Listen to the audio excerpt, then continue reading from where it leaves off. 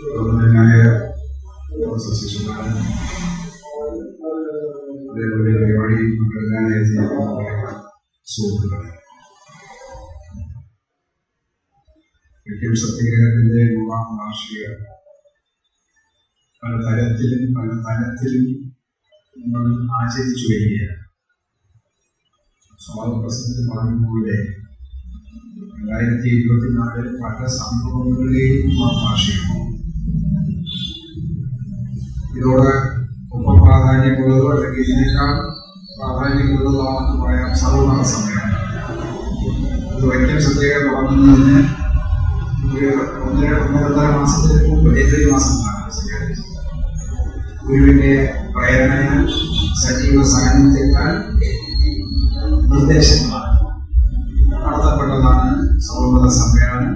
അതിന്റെ 100-ാം വാർഷികവും സർക്കാരും വിവിധ സംഘടനകളും ഇപ്പോൾ അന്തർദേശീയ പഠനങ്ങളുമൊക്കെ അത് സമുചിതമായി തന്നെ ആചരിച്ചു. അതിപ്പോഴും അതിന് പ്രസക്തിയുണ്ട്.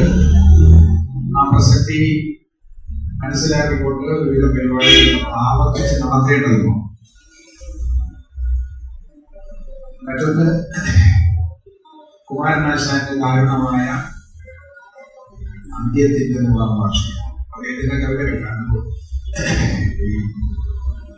സ്വാമിയോടൊപ്പം ഗുരുവിനോടൊപ്പം ചിന്നസ്വാമിയായിട്ട് കൂടിയാണ് കുമാരൻ. അദ്ദേഹത്തെ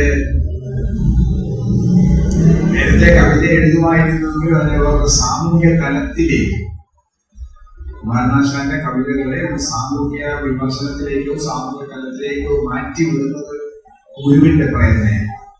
ആദ്യത്തെ കാര്യദർശിയാണ് Guru. Chairman, president, doctor Palpu vice president, Kumaran Asan general secretary ആയിട്ടാണ് സംഘടനയുണ്ടാവും. അപ്പൊ അതിൽ പിന്നെ കുമാരനാശാൻ അഡ്വൈസായി. അദ്ദേഹത്തിന്റെ ചലനം 100-ാം വാർഷികമാണ്. ചട്ടമ്പി സ്വാമിയുടെ സമാധിയുടെ വാർഷികമാണ്. 2024 അദ്ദേഹവും സമാധിയാണ്. അതോടൊപ്പം പ്രാധാന്യമുള്ളതും നമ്മൾ പലരും ഇവരാരും പരസ്യമായിട്ട് പറഞ്ഞു ഞാൻ കേട്ടിട്ടില്ല. ആദ്യത്തെ മലയാള പുസ്തകം കേരളത്തിൽ അച്ചടിക്കുന്നതിന്റെ 200-ാം വാർഷികം 1824 കോട്ടയത്ത് ബെഞ്ചമിൻ ഡെയ്ലി എന്ന് പറയുന്ന ഒരു പുരോഹിതൻ മലയാളത്തിൽ കുഞ്ഞുങ്ങൾക്ക് വായിച്ച് പഠിക്കാനുള്ള ഒരു പുസ്തകം മലയാളത്തിൽ പുസ്തകം നേരത്തെ അച്ചടിച്ചിട്ടുണ്ട്. 1870 തന്നെ വിദേശത്ത് അച്ചടിച്ച് ഇവിടെ കൊണ്ടുവന്ന് വിതരണം ചെയ്തിട്ടുണ്ട്. പക്ഷെ കേരളത്തിനകത്തൊരു പ്രസ് സ്ഥാപിച്ച് അത് കല്ലച്ചുവല്ല മരത്തിലാണ് കുത്തിയെടുത്ത് അയച്ചത് അക്ഷരങ്ങൾ. അത് 1824 അതിന്റെ 200-ാം വാർഷികമാണ്. നമ്മളത് കേരളത്തെ പോലെ സമ്പൂർണ്ണ സാക്ഷരത കൈവരിച്ച ഇപ്പോൾ ഗ്രന്ഥശാലകൾ സജീവമായി പ്രവർത്തിക്കുന്ന 90,000 ചുറ്റുപാടും ഗ്രന്ഥശാലകൾ കേരളത്തിൽ ലൈബ്രറി കൗൺസിലിനോട് അഫിലിയേറ്റ് ചെയ്തിട്ടുള്ളത്. അല്ലാണ്ട് ഒരുപാട് ഗ്രന്ഥശാലകളുണ്ട്, കോളേജുകളിലും സ്കൂളുകളിലും ഒക്കെ ഉണ്ട്. അപ്പോൾ ഗ്രന്ഥശാല പ്രവർത്തകരായിരുന്നാലും സാക്ഷരതയുടെ ആൾക്കാരായിരുന്നാലും മറന്നുപോകാൻ പാടില്ലാത്ത ഒരു വർഷമാണ്, അല്ലെങ്കിൽ ആ ഒരു വാർഷികമാണ് ഈ 200-ാം വാർഷികം എന്ന് പറയുന്നത്. അങ്ങനെ ഒരുപാട് സംഭവങ്ങളെ നമ്മളെ ഓർമ്മിപ്പിക്കുന്നതാണ് 2024. അതിലേറ്റവും ശ്രദ്ധേയങ്ങളായ പല സംഭവങ്ങളിൽ ഒന്നാണ് വൈക്കം സത്യാഗ്രഹം. അത് ഗുരുവിന്റെ സാന്നിധ്യം ഒരിക്കലുണ്ടായി. പക്ഷെ ആശീർവാദത്തോടു കൂടിയാണ് ഇതിന്റെ അവിടെ സംഭാവന കൊടുത്തത്. മാത്രമല്ല സ്വാമി സത്യവ്രതനെ ഇതിന്റെ മുഴുവൻ ചുമതല ഏൽപ്പിച്ചുകൊണ്ട് SNDP യോഗത്തിന്റെ ഓഫീസ് സത്യാഗ്രഹ സമര ഓഫീസാക്കി മാറ്റുക, വർക്കല ശിവഗിരിയിൽ ഒരു ഹൂണ്ടിയ ഒരു കലം വയ്ക്കുക, സംഭാവന പിരിക്കാനായിട്ട് അവിടെ നാട്ടുപുറത്തൊക്കെ ആൾക്കാരെ സംഘടിപ്പിച്ച് ഭക്ഷണം കൊടുക്കാനുള്ള ഏർപ്പാടുണ്ടാക്കി. ഇതൊക്കെ അദ്ദേഹം ഗുരുവിന്റെ അദൃശ്യ സാന്നിധ്യം, ഒരിക്കലും അദൃശ്യ സാന്നിധ്യം ഉണ്ടായിരുന്നു. അപ്പോൾ ഒരുപക്ഷെ കേരളത്തിലെ ആദ്യത്തെ ഒരു ജനകീയ പ്രക്ഷോഭമാണ് വൈക്കം സത്യാഗ്രഹം. ജനകീയ പ്രക്ഷോഭം മലബാറിൽ മുമ്പ് നടന്നിട്ടുണ്ട്. കർഷക സമരം, അത് മാപ്പിള കലാപം വിളിക്കുന്ന കർഷക സമരം. തിരുവിതാംകൂറിന്റെ പല ഭാഗങ്ങളിൽ കർഷക സമരങ്ങൾ. ഈ നാട്ടുകൂട്ട വളർന്നൊക്കെ പറഞ്ഞു കൊണ്ട് എഴുത്തമ്മി വിളവയാകുന്നതിന് മുമ്പ് തെക്കൻ തിരുവിതാംകൂറിലെ കർഷകരെ കളക്കിക്കൊണ്ടുപോകും. നാട്ടുകൂട്ടം ഓരോ ഗ്രാമത്തിലും ഒരു ഗ്രാമീണ സമിതി ഉണ്ടാവും.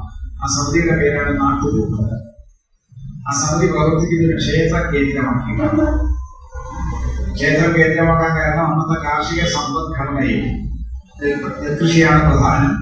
നെൽപ്പാടം ഉണ്ടെങ്കിൽ കരയിൽ ഒരു കോവിലുണ്ടാവും. നിങ്ങൾ എവിടെ വേണമെന്ന് കേരളത്തിന്റെ ഇതൊക്കെ ഇപ്പോ പിന്നെ ബൈപ്പാസും തീവണ്ടിയും ഒക്കെ വന്നപ്പോൾ പലതും നഷ്ടപ്പെട്ടു പോയി. ഗ്രാമത്തിന്റെ ഒരു രൂപം മാറി, ടോപ്പോഗ്രഫി മാറി. അല്ലാതെ ഇപ്പോഴും പല ശബ്ദങ്ങളും പ്രധാനപ്പെട്ട ഏതെങ്കിലും ക്ഷേത്രത്തിന്റെ അടുത്ത് പോയാൽ നോക്കൂ, തൊട്ടപ്പുറത്ത് ഏന നെൽപ്പാടങ്ങളാണ്. ആ നെൽപ്പാടത്തിന്റെ കാവൽ ആരാഖ്യായിട്ടാണ്, കാവൽ ദൈവമായിട്ടാണ് ഈ ക്ഷേത്രത്തെ കൊണ്ടുപോകുന്നത്. ആ ക്ഷേത്രത്തിന്റെ നടത്തിപ്പ് നാട്ടുകാർ മുഴുവൻ ചേർന്നായി. നാട്ടുകാർ മുഴുവൻ, ജാതി വ്യത്യാസമൊന്നുമില്ല, ജാതിയുണ്ട്. പക്ഷെ ക്ഷേത്ര നടത്തിപ്പിന്റെ കാര്യത്തിൽ ജാതിയില്ല. കാരണം എല്ലാ ജാതിക്കാരും കൂടി സഹകരിച്ചെങ്കിൽ മാത്രമേ ക്ഷേത്രത്തിൽ ഉത്സവം നടക്കും, നിത്യ പൂജ നടക്കും. എന്താ കാര്യം? ക്ഷേത്രത്തിലെ പൂജയ്ക്കുള്ള വിളക്കുണ്ടാക്കുന്നതല്ല, അവിടുത്തെ പാത്രം ഉണ്ടാക്കുന്നതല്ല. പൂജയ്ക്ക് പറയണ്ടല്ലോ. ഇപ്പോ നമ്മള് പിന്നെ പൊങ്കാല ഇടുന്നു, അവിടെ നിവേദ്യം വയ്ക്കുന്നു, വിളക്ക് വയ്ക്കുന്നു, കിണ്ടി വയ്ക്കുന്നു, ചട്ടുകൊണ്ട് ഉപ്പുമുളകുണ്ട്, ഇതൊക്കെ ഉണ്ടാക്കിയതല്ല. പോറ്റിയതിന്റെ പൂജാരി നിത്യവും നാളികേരം വേണം, തേങ്ങ, അത് തന്നെ ആരാ. അപ്പൊ നമ്മൾ അങ്ങനെ നോക്കിയാൽ വ്യത്യസ്തങ്ങളായ തൊഴിൽ, ആ തൊഴിൽ കൂട്ടങ്ങൾക്ക് ഇട്ടുകൊടുത്ത പേരാണ് ജാതി.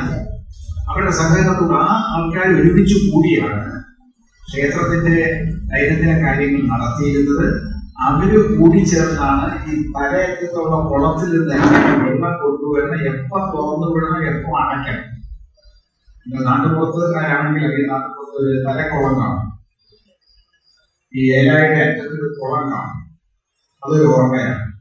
ഓർമ്മയെ സംരക്ഷിച്ച് നിർത്തി നമ്മൾ പോകുന്നത് 4 വശവും 3 വശം മതി. ഒരു വശം കരയായി എന്നിട്ട് അതിനകത്ത് കുളത്തിൽ അടിയെടുത്ത് പിന്നെ വെള്ളം തോന്നുന്നത് കല്ല് വെച്ച് പോകുന്ന തുളയും വെച്ച് ശകരി കൊണ്ട് പിടിച്ചടക്കുകയാണ്. മുങ്ങി നമ്മൾ മുക്കിളിയിട്ട് വേണം അത് അടയ്ക്കാൻ. പഴയ മലയാളമാക്കാണ് ഈ മുക്കിളിയിടുക എന്നുള്ളത്. വെള്ളത്തിൽ മുങ്ങി കിടക്കുന്നതിനാണ് മുക്കിളിയിടുക എന്ന് പറഞ്ഞത്. ചകിരിയാണ് കൊണ്ടതൊക്കെ അടയ്ക്കുന്നത്. ഈ വാൽവൊന്നും ഇല്ലാത്ത കാരണമാണ്. അത് എപ്പോഴും വെള്ളം തുറന്നു വിടണം, എങ്ങനെ തുറന്നു വിടണം, എത്ര ചീപ്പ് ചീപ്പെന്നാ പറയുക, എത്ര ചീപ്പ് 3, 4, 5 എത്ര എണ്ണം തുറക്കണമെങ്കിൽ നാട്ടുകൂട്ടണം. ആ കാര്യത്തിൽ ഒന്നിലേറെ ഏഴാണ്, ഒന്നിലേറെ തുറക്കാണ്, നാട്ടുകൂട്ടണം. അപ്പോൾ ക്ഷേത്ര നടത്തിപ്പ് മാത്രമല്ല, ഗ്രാമത്തിന്റെ നടത്തിപ്പ്, കൃഷി നടത്തിപ്പും ഒക്കെ നാട്ടുകൂട്ടമാണ് ചെയ്യുന്നത്. ആ നാട്ടുകൂട്ടമാണ് അവസാന ഉത്സവം ഗംഭീരമായിട്ട് നടത്തുന്നത്.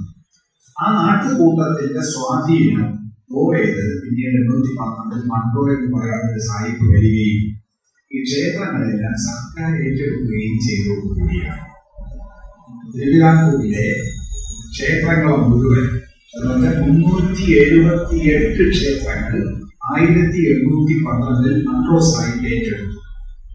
ആ ഏറ്റെടുത്തതോട് കൂടിയാണ് ഈ പ്രശ്നങ്ങളെല്ലാം നമ്മുടെ ജാതി വിവേചനം അടിയുന്നത്.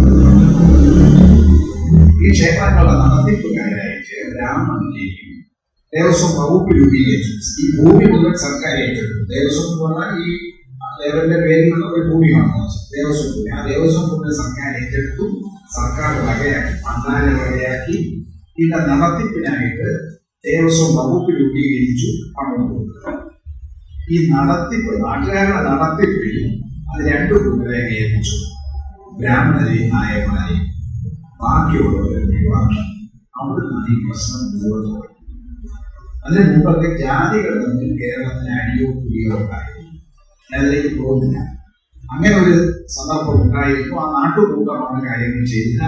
അങ്ങനെ ആ കർഷകരാണ് സമരം ചേരാൻ നാട്ടുകൂട്ടം ഇളക്കാം എന്നാണ് പറയുന്നത്. അത് തലക്കുളത്തിൽ നിന്ന് മാറുപോലെ കൈക്കുളം, ഇന്നത്തെ പത്മനാഭപുരത്തിന്റെ പഴയ പേരാണ് കൈക്കുളം. അവിടുന്ന് പൊതിച്ചോറും കെട്ടി കർഷകർ നടന്ന്, കാരണം ഇന്നത്തെ പോലെ ഹോട്ടലൊന്നുമില്ല, പിന്നെ പൊറോട്ടയും ഇല്ലാത്ത കാലമാണ്. ചായ കുടി ഏർപ്പാടില്ല, ചായ ഇല്ല. ചായ കുടിക്കുമ്പോൾ തുറക്കാൻ ഉദ്ദേശം കിട്ടാതിരിക്കും. രാവിലെ കക്കൂസിപ്പോ കഴിയാനൊന്നും ചെയ്തിട്ടില്ല. അപ്പോൾ അങ്ങനത്തെ വിജയിക്കുകയാണ്. 2 ദിവസത്തേക്കുള്ള ഭക്ഷണം കിട്ടി രാവിലെ നടന്ന് പിന്നെ നേരെ എവിടെയെങ്കിലും കൊണ്ടുപോയി കഴിച്ചിട്ട് അപ്പൊ വിശ്രമിച്ചതിന് ശേഷം കരവനയാറ്റിന്റെ അവിടെ വന്ന് അന്ന് പാലമില്ല, കരവനയാറ്റിന്റെ അപ്പുറത്ത് പഠിച്ചു. പ്രതിനിധികളായിട്ട് 2-3 പേര് വന്ന് രാജാവിനോട് കാര്യങ്ങൾ പറഞ്ഞു. അങ്ങനെയാണ് ഈ കർഷകരുടെ പ്രശ്നം പരിഹരിക്കാൻ അന്യായം കഴിയുന്നത്. അപ്പൊ അങ്ങനെ ഒരു നാട്ടുകൂട്ടം അങ്ങനത്തെ ഒരു സമരങ്ങളൊക്കെ ഉണ്ടായെങ്കിലും കേരളത്തിലെ ജനതയെ മുഴുവൻ ഇളക്കി മറിക്കുന്നതും അതിന്റെ പ്രതിധ്വനി അഖിലേന്ത്യ അടിസ്ഥാനത്തിൽ എത്തുകയും ചെയ്യുന്നത് 1925 വൈക്കം സത്യാഗ്രഹത്തോടുകൂടിയാണ്. അതിനു മുമ്പ് 22 സമരം നടന്നിരുന്നു, വിദ്യാർത്ഥി സമരം. അതിന്റെ 100ാം വാർഷികം 2000 നിങ്ങൾ സർക്കാരിന്റെ ആഭിമുഖ്യത്തിലും അല്ലാതെ അവിടെ ആചരിക്കുകയൊക്കെ ചെയ്തു. അത് ഫീസ് വർധനവിനെതിരായിട്ട് വിദ്യാർത്ഥികൾ നടത്തിയ സമരമാണ്.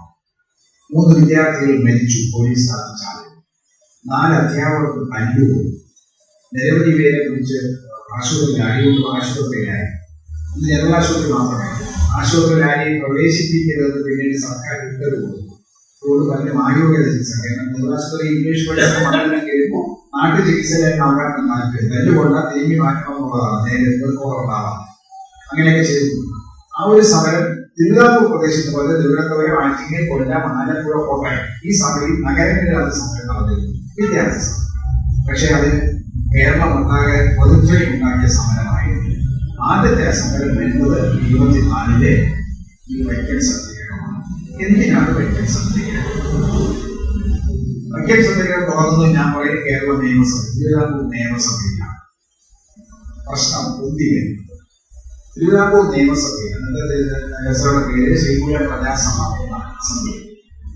കുമാരനാശാൻ ആണ് ആദ്യം ഉന്നയിച്ചത്. പിന്നെ C.D. കുഞ്ഞിരാമൻ, പിന്നെ T.K. മാധവൻ, പിന്നെ മറ്റു മകരെ ഒരു പ്രമേയ രൂപത്തിൽ അവതരിപ്പിച്ചു. 2 കാര്യങ്ങളാണ് നടന്നു പോകുന്നത്. ക്ഷേത്രങ്ങളുടെ ചുറ്റും സഞ്ചരിക്കുന്നതിനുള്ള അനുവാദം വേണം. 2 ക്ഷേത്രത്തിൽ പ്രവേശന അനുമതി വേണം. സഞ്ചാര സ്വാതന്ത്ര്യവും പ്രവേശന സ്വാതന്ത്ര്യം, ക്ഷേത്ര ദർശനത്തിനുള്ള സ്വാതന്ത്ര്യം വേണമെന്നുള്ളതായിരുന്നു ആവശ്യം. ആദ്യം സർക്കാരിന്റെ നിലപാട് വളരെ നിഷേധമില്ല. സഞ്ചാരം ആരും കേൾക്കില്ല, അദ്ദേഹം നോക്കാം, ചുമ്മാ നിങ്ങൾ പറഞ്ഞു ചൂണ്ടിക്കാണിച്ചാൽ പ്രശ്നം പരിഹരിക്കാം. നിയമസഭയിൽ പറഞ്ഞതാണ്, ദിവാൻ പറയുന്നതാണ്. അങ്ങനെ ഞങ്ങളുടെ ശ്രദ്ധയിൽപ്പെട്ടില്ല, ആരും വഴികളെയൊന്നും ഞങ്ങളില്ല. കാരണം വഴി തടയാൻ പാടില്ല എന്ന് പറഞ്ഞ് 1860 സർക്കാർ ഉത്തരവ്, ഞാനത് വിശദാംശം പോകുന്നില്ല.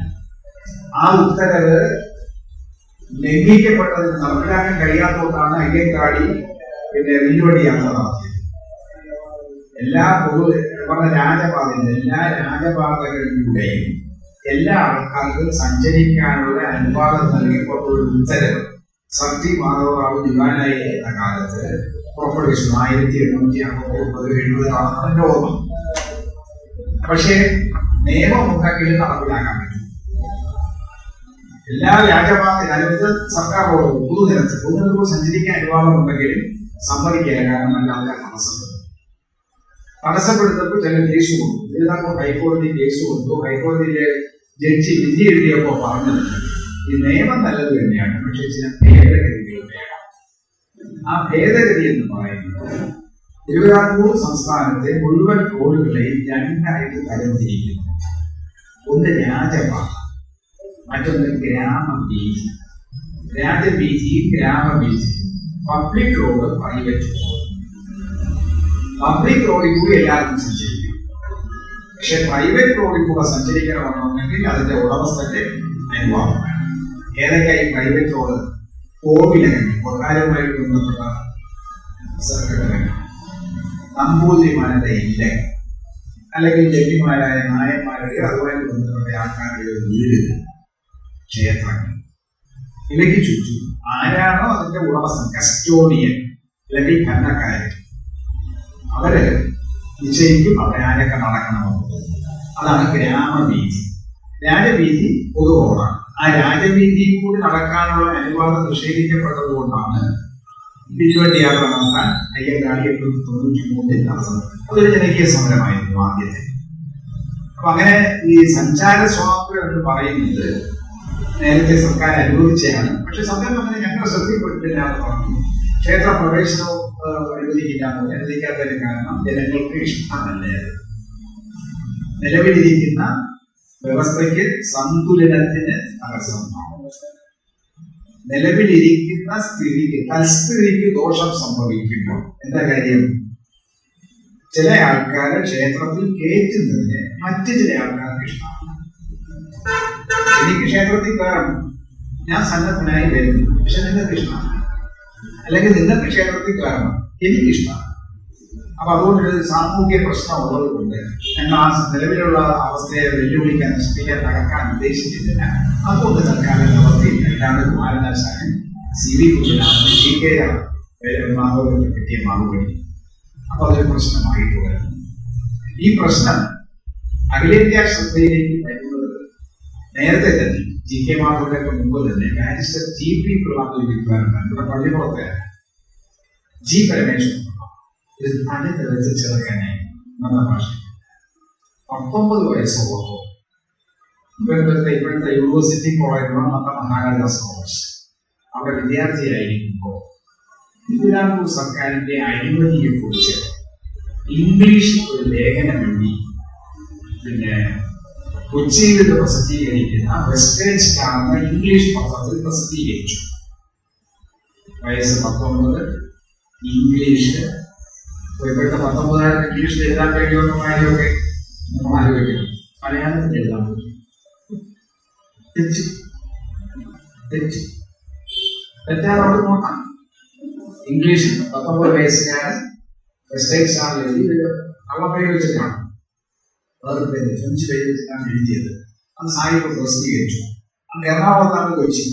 പക്ഷെ 2 കൊച്ചിയോ, ബ്രിട്ടീഷ് കൊച്ചിയുണ്ട്, കൊച്ചി രാജ്യത്തിന്റെ കൊച്ചിയുണ്ട്, ബ്രിട്ടീഷ് കൊച്ചി എന്ന് പറഞ്ഞാൽ കൊച്ചി സീമ. പഴയ ആൾക്കാർ കൊച്ചി സീമ ബ്രിട്ടീഷ് നിയന്ത്രണത്തിലാണ്. ഇന്നത്തെ ബോൾഗാട്ടി പാലസ് കഴിക്കുന്ന സ്ഥലമാണ്. അവിടെയാണ് ഈ പ്രസ് കിടക്കുന്നത്. കൊച്ചി സർക്കാരിനെ അങ്ങോട്ട് കയറാൻ പറ്റുന്നത്. അതനുസരിച്ച് പറയാൻ പറ്റി. അത് വലിയ പ്രശ്നമാക്കി. കാരണം തിരുവിതാംകൂർ സർക്കാരിനെ അഴിമതി കൊടുക്കുന്നതാണ്. അത് ദിവാനെയും രാജാവിനെയും രൂക്ഷമായി ആക്രമിക്കുന്നതാണ്. അതുകൊണ്ട് കൈകാര്യം ചെയ്തത് രഹസ്യ പോലീസ് അന്വേഷണം കിട്ടിയിട്ട് അവസാനത്തെ സൂചന കിട്ടി. 3 ഉദ്യോഗന്മാരാണ് ഇതിന്റെ പിന്നിലേക്ക് മനസ്സിലാക്കി. അതുകൊണ്ട് മുമ്പത്തെ ദിവാൻ പേഷ്കാറായിരുന്ന ഒരാളുടെ അനന്തരവനാണെന്നൊക്കെ മനസ്സിലായി കണ്ടുപിടിച്ചു. വിദ്യാർത്ഥികൾ 3 പേരെയും പുറത്താക്കണം എന്ന് അന്നത്തെ പ്രിൻസിപ്പൽ ജോൺ റോസിനോട് സർക്കാർ ആവശ്യപ്പെട്ടു. അപ്പൊ സർക്കാർ പറഞ്ഞു, ജോൺ റോസ് പറഞ്ഞു, എന്റെ ഏറ്റവും മിടുക്കന്മാരായ വിദ്യാർത്ഥികളായി രമേശ്വരൻ പുറത്താക്കാൻ പറ്റില്ല. സർക്കാരിന്റെ തീരുമാനത്തെ പ്രിൻസിപ്പൽ നിഷേധിച്ചു. അപ്പൊ സർക്കാർ തന്നെ ഉത്തരവാക്കി. ഹജ്ജൂരിന്ന് ഉത്തരവ്, വിവിധ സെക്രട്ടറി ഉത്തരവ് വന്നു. ഇയാളെ പുറത്താക്കാൻ തീരുമാനിച്ചു. 3 പേരെയും പുറത്താക്കി. ഇദ്ദേഹത്തെ പിന്നീട് പോലീസ് കേസിൽ കൊടുക്കാൻ ശ്രമിച്ചു. ഒളിച്ച് ചാടി കടലാസിൽ പോയി. പട്ടിണിയാണ്. വിശദ കയ്യിൽ പോയി. അവിടെ ചെന്ന് കുട്ടിയൊക്കെ ട്യൂഷൻ എടുത്തൊക്കെ നടന്ന് പത്രപ്രവർത്തനം നടത്തി. ആ പത്രപ്രവർത്തനത്തിൽ അവിടുത്തെ മദ്രാസ് ഹെറാൾഡ് എന്ന് പറയുന്ന ഇംഗ്ലീഷ് പത്രത്തിന്റെ പ്രവർത്തകനായി എഡിറ്ററായി. അവിടെ നിന്നുകൊണ്ട് അദ്ദേഹം നിരവധി ലേഖനങ്ങളായി ഇംഗ്ലീഷ് പത്രത്തിൽ തിരുവിതാംകൂറിലെ അവസ്ഥയെക്കുറിച്ച്. അതിൽ പ്രധാനപ്പെട്ട 2-3 ലേഖനങ്ങൾ തിരുവിതാംകൂറിലെ ഈഴവരുടെ ദുരവസ്ഥയെക്കുറിച്ചാണ്. ഈഴവരുടെ ദുരവസ്ഥയെക്കുറിച്ച് തിരുവിതാംകൂർ. ഇത് ബ്രിട്ടീഷ് പാർലമെന്റിൽ ചർച്ചയായി. പാർലമെന്ററി സബ് കമ്മിറ്റിയുടെ മുമ്പിൽ ഇത് അവതരിക്കാൻ വേണ്ടി ഇദ്ദേഹം പുറത്തുപോയി. ലണ്ടനിൽ പോയി. ലണ്ടൻ പാർലമെന്റ് സബ് കമ്മിറ്റിക്ക് മുമ്പിൽ ഇത് അവതരിപ്പിച്ചു. അവസാനം പാർലമെന്റ് ഇന്ത്യയുടെ ഗവർണർക്ക് കത്തെഴുതി. അദ്ദേഹം മദ്രാസ് ഗവർണർക്ക് കത്തെഴുതി. അവിടെ നിന്ന് അന്വേഷിക്കാൻ തിരുവിതാംകൂറിൽ ആളുകൾ അങ്ങനെ എഴുതി കോളമാക്കി. അദ്ദേഹമാണ് ആദ്യമായിട്ട് ഇത്തരത്തിലുള്ള വിവേചനം തിരുവിതാംകൂർ നിലനിൽക്കുന്നു. പ്രത്യേകിച്ച് പിന്നോക്ക ജാതിക്കാർക്ക് സർക്കാരിൽ ജോലിയില്ല, പൊതുജനത്തെ കൊണ്ട് നടക്കാൻ പാടില്ല, വിദ്യാഭ്യാസ പ്രവേശനം കാര്യം ആദ്യമായിട്ട് പൊതുശ്രദ്ധയിൽ കൊണ്ടുവരുന്നത്. പിന്നീട് അദ്ദേഹം കോൺഗ്രസ് തന്നെയായിരുന്നു.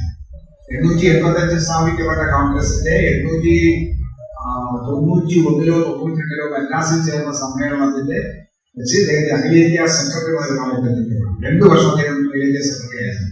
897 പിന്നീട് ചേറ്റൂർ ശങ്കരൻ നായർ ആദ്യമായിട്ട് മലയാളി കോൺഗ്രസിന്റെ പ്രസിഡന്റാണ്. ഇന്ത്യയിൽ മലയാളി പ്രസിഡന്റ് ആവുന്നതിരിക്കുകയാണ്. ആദ്യമായിട്ട് മലയാളി ഇന്ത്യൻ നാഷണൽ കോൺഗ്രസിന്റെ പ്രസിഡന്റ് ആകുന്നത് സർ സി ശങ്കരൻ നായർ, ചേറ്റൂർ ശങ്കരൻ നായർ കോൺഗ്രസിന്റെ പ്രസിഡന്റ് ആയിരുന്നു. ഞാൻ മദ്രാസ് ഗവൺമെന്റിലെ അദ്ദേഹം മന്ത്രിയായിരുന്നു. അങ്ങനെ പറയായിരിക്കും. അപ്പോ അങ്ങനെ അഖിലേന്ത്യാ രംഗത്തേക്ക് തിരുവിതാംകൂറിലെ വിവേചനത്തെ കുറിച്ചുള്ള കാര്യങ്ങളെ നന്നായി. പക്ഷെ അത് പിന്നിൽ സജീവമായി കോൺഗ്രസ് ഏറ്റെടുക്കുന്നത് 1921 ശേഷം 21 APCC രൂപീകൃതമാണ്.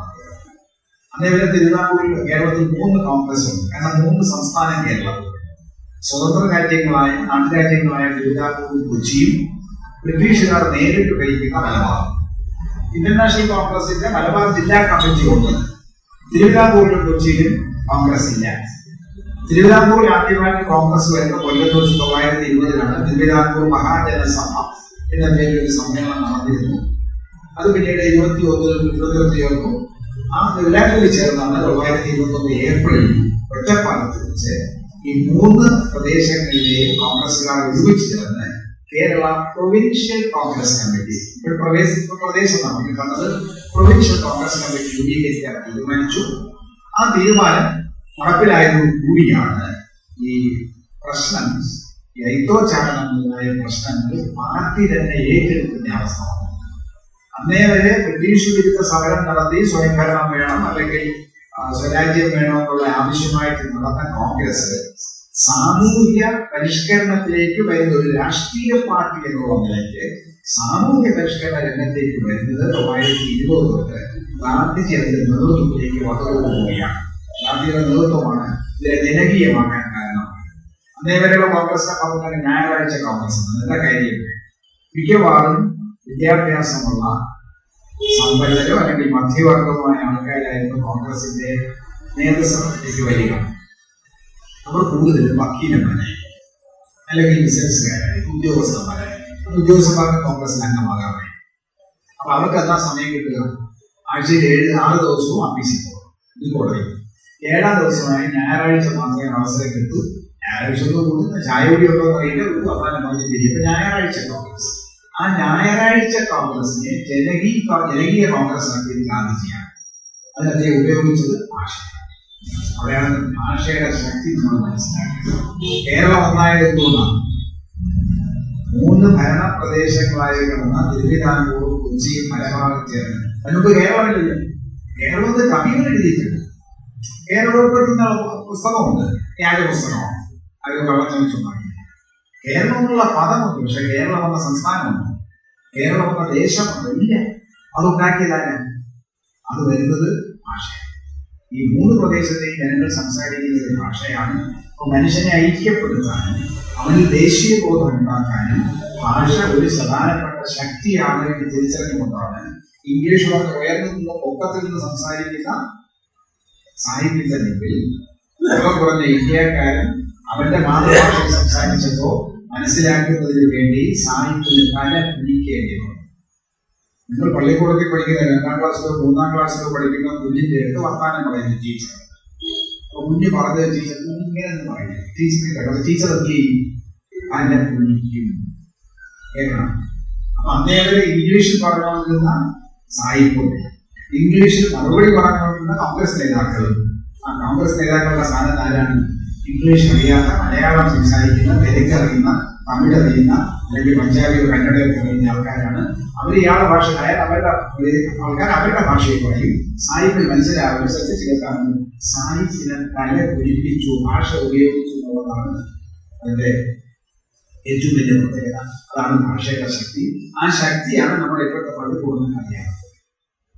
ഞാൻ പറയും, ഞാൻ വിമർശനത്തെ പറ്റി പറയുകയാണ്. നമ്മുടെ പള്ളി നമ്മളൊക്കെ ഉത്തരവാദിയാണ്. എനിക്ക് ഞാൻ വിമുക്തനാക്കിയിട്ടില്ല. കാരണം ഇംഗ്ലീഷ് മീഡിയത്തിൽ പഠിച്ചാലേ നല്ലതുണ്ടാവുകയുള്ളൂ, നല്ലതാവുകയുള്ളൂ എന്ന ധാരണ നമ്മുടെ മനസ്സിൽ എങ്ങനെയോ ഉറച്ചു. ഞാൻ 10ാം ക്ലാസ്സിലാണ് എഴുതി. ഒരേ നാട്ടിലെ ഞാൻ ശിശുവാണ്. അപ്പൊ അവിടെ ഇംഗ്ലീഷ് മീഡിയത്തിൽ ഞങ്ങളുടെ കാലത്ത് ആലോചിക്കാനേ വയ്യ. ഇംഗ്ലീഷ് മീഡിയത്തിൽ 10ാം ക്ലാസ് വരെ ഞാൻ മലയാളം മീഡിയത്തിലാണ് പഠിച്ചത്. പിന്നെ പ്രീഡിഗ്രിക്ക് പഠിക്കുമ്പോഴാണ് ഇംഗ്ലീഷ് മീഡിയം വരുന്നത്. അപ്പോഴും വർത്താനം പറയുന്ന മലയാളത്തിൽ തന്നെയാണ്. അപ്പൊ മലയാളത്തിൽ പഠിച്ചാൽ മലയാളത്തിൽ പഠിച്ചു കഴിഞ്ഞാൽ മലയാളം മീഡിയത്തിൽ പഠിച്ചു കഴിഞ്ഞാൽ കുഴപ്പമൊന്നുമില്ല എന്നുള്ളത് തന്നെ കണ്ടാൽ മനസ്സിലാവും. നിങ്ങൾ തന്നെ വിളിച്ചത് ഇംഗ്ലീഷ് മീഡിയത്തിൽ പഠിച്ചാണ് ആയോ നല്ലത് കേട്ടോ വിളിച്ചത്.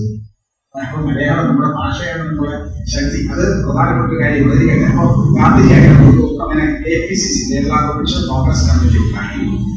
ഗാന്ധിജിയുടെ ഒരു ഫലമായിട്ട് ജാതി വിവേചനത്തിനെതിരായ പോരാട്ടങ്ങൾ നടത്തണമെന്ന് തീരുമാനിച്ചു. അങ്ങനെയാണ് APCC പ്രശ്നം ഏറ്റെടുത്തത്. അതിനു മുമ്പ് തന്നെ ഡോക്ടർ ഗാന്ധിയുടെ തിരുവിതാംകൂറിലെ കേരളത്തിലെ പ്രശ്നങ്ങൾ ഗാന്ധിജിയെ അറിയിക്കുന്നതിന് വേണ്ടി TK മാധവൻ ശ്രമം നടത്തിയിരുന്നു. അദ്ദേഹം തിരുനെൽവേലിയിൽ സഞ്ചരിക്കായിരുന്ന ഗാന്ധിജിയെ പോയി കണ്ടു, ദീർഘമായി സംസാരിച്ചു. അപ്പൊ അദ്ദേഹവും പിന്നെ TK മാധവനും ഗാന്ധിജി പോലെയുള്ള സംഭാഷണത്തിന്റെ പൂർണ്ണ രൂപം വൈക്കം സത്യാഗ്രഹ രേഖകൾ എന്ന് പറഞ്ഞ് LPS പ്രസിദ്ധീകരിച്ച പുസ്തകമുണ്ട്. ആ പുസ്തകം നിങ്ങൾ വായിക്കണം. ഈ രേഖകളെല്ലാം മറ്റൊരു പുസ്തകം ഈ അടുത്ത കാലത്ത് കഴിഞ്ഞ 24 പരിപാടി തുടങ്ങുന്ന സമയത്ത് നമ്മൾ ചിന്ത പ്രസിദ്ധീകരിച്ചൊരു പുസ്തകമുണ്ട്. ഞാൻ എഡിറ്റ് ചെയ്തൊരു പുസ്തകമാണ് വൈക്കം സത്യാഗ്രഹം എന്ന് പേര്. അതും അത് വായിച്ച ദോഷമൊന്നുമില്ല. നമ്മൾ പറയുന്നുണ്ട് രാവിലെ ഭക്ഷണം കഴിച്ച് രാത്രി കിടക്കുന്നതിന് മുമ്പ് ആദ്യം ഒരു തുറക്കണം എന്ന് പറയുക. ചില മരുന്നൊക്കെ എങ്ങനെയാണ് ആയുർവേദത്തിൽ പറഞ്ഞു. കിടക്കുന്നതിന് മുമ്പ് ഒരു അര സ്പൂൺ ഒരു സ്പൂൺ തേനും കൂടെ കഴിച്ച് ജലദോഷം ഉണ്ടാവില്ല, മൂക്കടക്കം ഉണ്ടാവില്ല. രാത്രി വായി കൂട്ടി ശ്വാസം വിടുന്ന ഏർപ്പാടാണ് മൂക്ക് കൂടുതൽ. കാരണം പലപ്പോഴും നമ്മൾ രാത്രി ഉറങ്ങുമ്പോൾ ശ്വസിക്കുന്നത്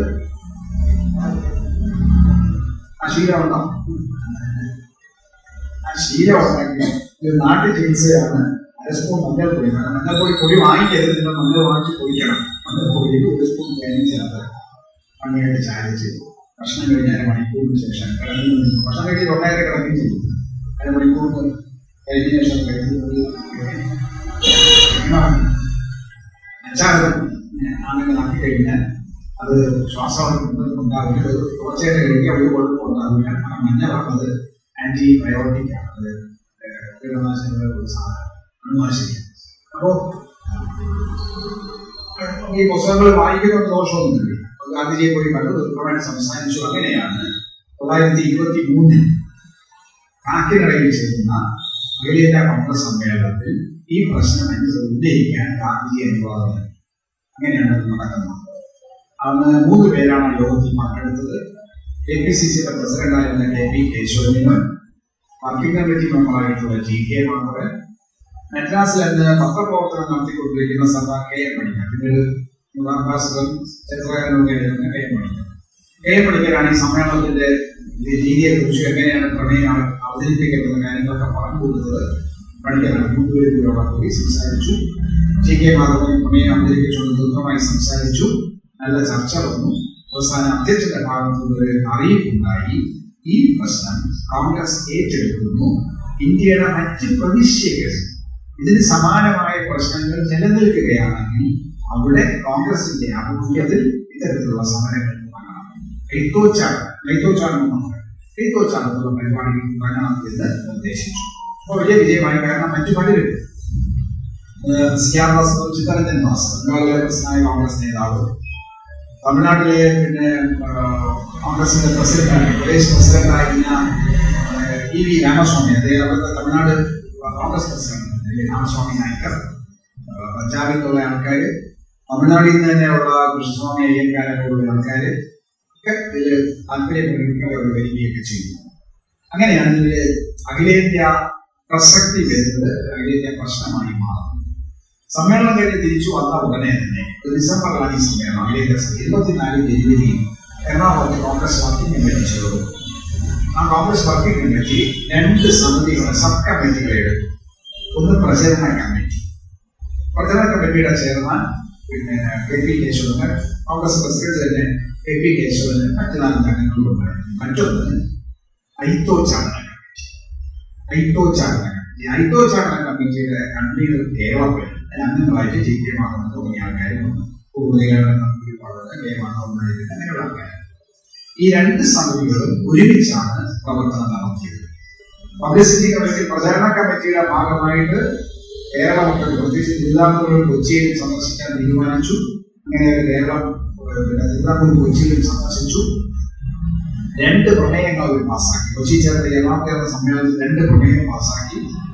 ആ പ്രമേയം ഒന്ന് കൊച്ചി രാജാവ് കൊടുത്തു, മറ്റൊന്ന് തിരുവിതാംകൂർ രാജാവ് കൊടുത്തു. കാരണം തിരുവിതാംകൂറിലെയും കൊച്ചിയിലെയും പ്രധാനപ്പെട്ട ഭൂരിപക്ഷം ക്ഷേത്രങ്ങൾ സർക്കാരിന്റെ ഉടമസ്ഥതയിലാണ്. മലബാറിൽ സർക്കാരില്ല. മലബാറിൽ ബ്രിട്ടീഷ് സർക്കാരാണ്. അവിടുത്തെ ദേവസ്വം അവിടുത്തെ കുടുംബങ്ങളുടെ വകയായിരിക്കാം, ഞാൻ ഈ പറഞ്ഞ നാട്ടുകൂട്ടം പോലെ ജന്മിമാരുടെ നിയന്ത്രണത്തിലായിരിക്കും. കൊച്ചിയിൽ 117 ക്ഷേത്രങ്ങൾ കാണുമ്പോൾ ഏറ്റെടുത്തു, തിരുവിതാംകൂറിൽ 178 ക്ഷേത്രം ഏറ്റെടുത്തു. അപ്പൊ സർക്കാർ ക്ഷേത്രങ്ങൾ. അപ്പോൾ സർക്കാരാണ് ഇതിന്റെ ഉത്തരവാദിത്വമുള്ളത്, സർക്കാരാണ് തീരുമാനം എടുക്കേണ്ടതുള്ളത് എന്നതുകൊണ്ടാണ് ഈ 2 പ്രമേയങ്ങൾ കൊടുത്തത്. ആ പ്രമേയമൊക്കെ നല്ല അതിശക്തമായ ഭാഷയിലാണ്. നിങ്ങൾ ആ പുസ്തകം വായിച്ചാൽ, ലേഖകൾ വായിച്ചാൽ അതിശക്തമായ ഭാഷയിൽ നമ്മുടെ സഹോദരന്മാർ എന്ന് പറഞ്ഞിട്ടാണ്. അവർ ആരോഗ്യം പറയുന്നില്ല, നമ്മുടെ സഹോദരന്മാർ നിങ്ങളുടെ നിവേദനം മാറണമെന്നതാണ്. അങ്ങനെ പ്രചരണം നടത്തി നല്ല സ്വീകാര്യത കിട്ടി. നാട്ടുഭാവം നഗരമോ എന്നുള്ള വ്യത്യാസം കൂടാതെ ആൾക്കാരെ താല്പര്യം കാണിച്ചു, വരെ സ്വീകരിച്ചു. അങ്ങനെ പിന്നെ വൈക്കത്തെത്തിയപ്പോ അവിടെ അയ്യക്കാരുടെ നേതൃത്വത്തിൽ സാധന പരിപാലന സംഘത്തിന്റെ സമ്മേളനം നടക്കുകയാണ്. ഈ കാര്യം പറഞ്ഞ് KP കേശവൻ നടച്ചു. അദ്ദേഹത്തെ പ്രസംഗിക്കാൻ ക്ഷണിച്ചു. അദ്ദേഹം അവിടെ പ്രസംഗിച്ചു. പ്രസംഗിച്ചതിന് ശേഷം ആ സമ്മേളനത്തിൽ പങ്കെടുത്ത ആൾക്കാർ കൂടിയാണ് KPCC പരിപാടിയിൽ പങ്കെടുക്കാൻ പുറപ്പെട്ടത്. വൈക്കത്ത് ചെന്നപ്പോഴാണ്, മറ്റു ക്ഷേത്രങ്ങളിലൊക്കെ വിവേചനമുണ്ട്, സഞ്ചരിക്കാൻ പറ്റില്ല എന്ന് കരുതുന്നു. വൈക്കത്തിന്റെ ഒരു പ്രത്യേകത ഇവരവിടെ ചെന്നപ്പോഴാണ് മനസ്സിലാക്കിയത്. റിപ്പോർട്ട് ചെയ്തില്ല. എന്താ പ്രത്യേകത? വൈക്കം ക്ഷേത്രത്തിന്റെ 3 വശത്തും കൂടി, ഒരു വശം സമയം 3 വശത്തും കൂടി ക്രിസ്ത്യാനികൾക്കോ മുസ്ലിംമാർക്കോ സവർണർക്കോ സഞ്ചരിക്കാം. ക്രിസ്ത്യാനിക്ക്, മുസൽമാനും മറ്റു മതവിഭാഗങ്ങളുണ്ടെങ്കിൽ അവര് പിന്നെ സവർണകരിലേക്ക് സഞ്ചരിക്കാം. അവർണർക്ക് പറ്റില്ല. അതാണ് പ്രത്യേകത. ഒരു വശത്തുകൂടെ സവർണർക്ക് മാത്രം ക്ഷേത്രത്തിൽ പ്രവേശനമുള്ള വിഭാഗത്തിന് മാത്രമേ ഒരു വശത്തുള്ള പാടും. മറ്റു 3 വശത്തുകൂടെയും ഇത് സഞ്ചരിക്കാം. അതാണ് പ്രശ്നമായത്. അവിടെയാണ് നാരായണഗുരുവിന്റെ എടുക്കാൻ പറഞ്ഞു നിർത്തി പ്രശ്നമായത്. നാരായണഗുരു സ്വാമി അവിടെ കൂടി പോകുമ്പോൾ ഒരു റിക്ഷയിലാവുക, റിക്ഷയില്ല, എടുക്കാന്നാണ് പറയാം. ആള് വലിച്ചോണ്ട് പോകുന്നത് അവിടെ തിരുവനന്തപുരത്തായിരുന്നു ഞാൻ കണ്ടിട്ടുണ്ട്. എടുക്കാം, ഒരാൾ വിളിച്ച് കോളേജിൽ നിന്നുള്ള സിനിമ അത് എടുക്കാന്ന് പറയാം.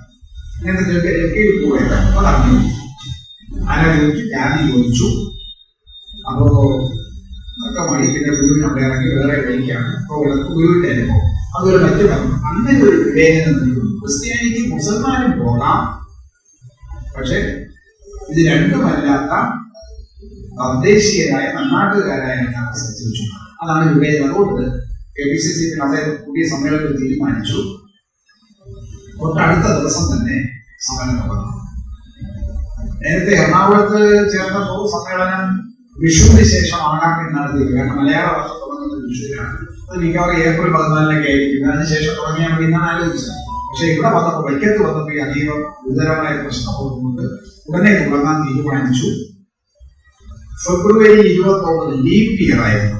2024 ലീപ് ഇയർ.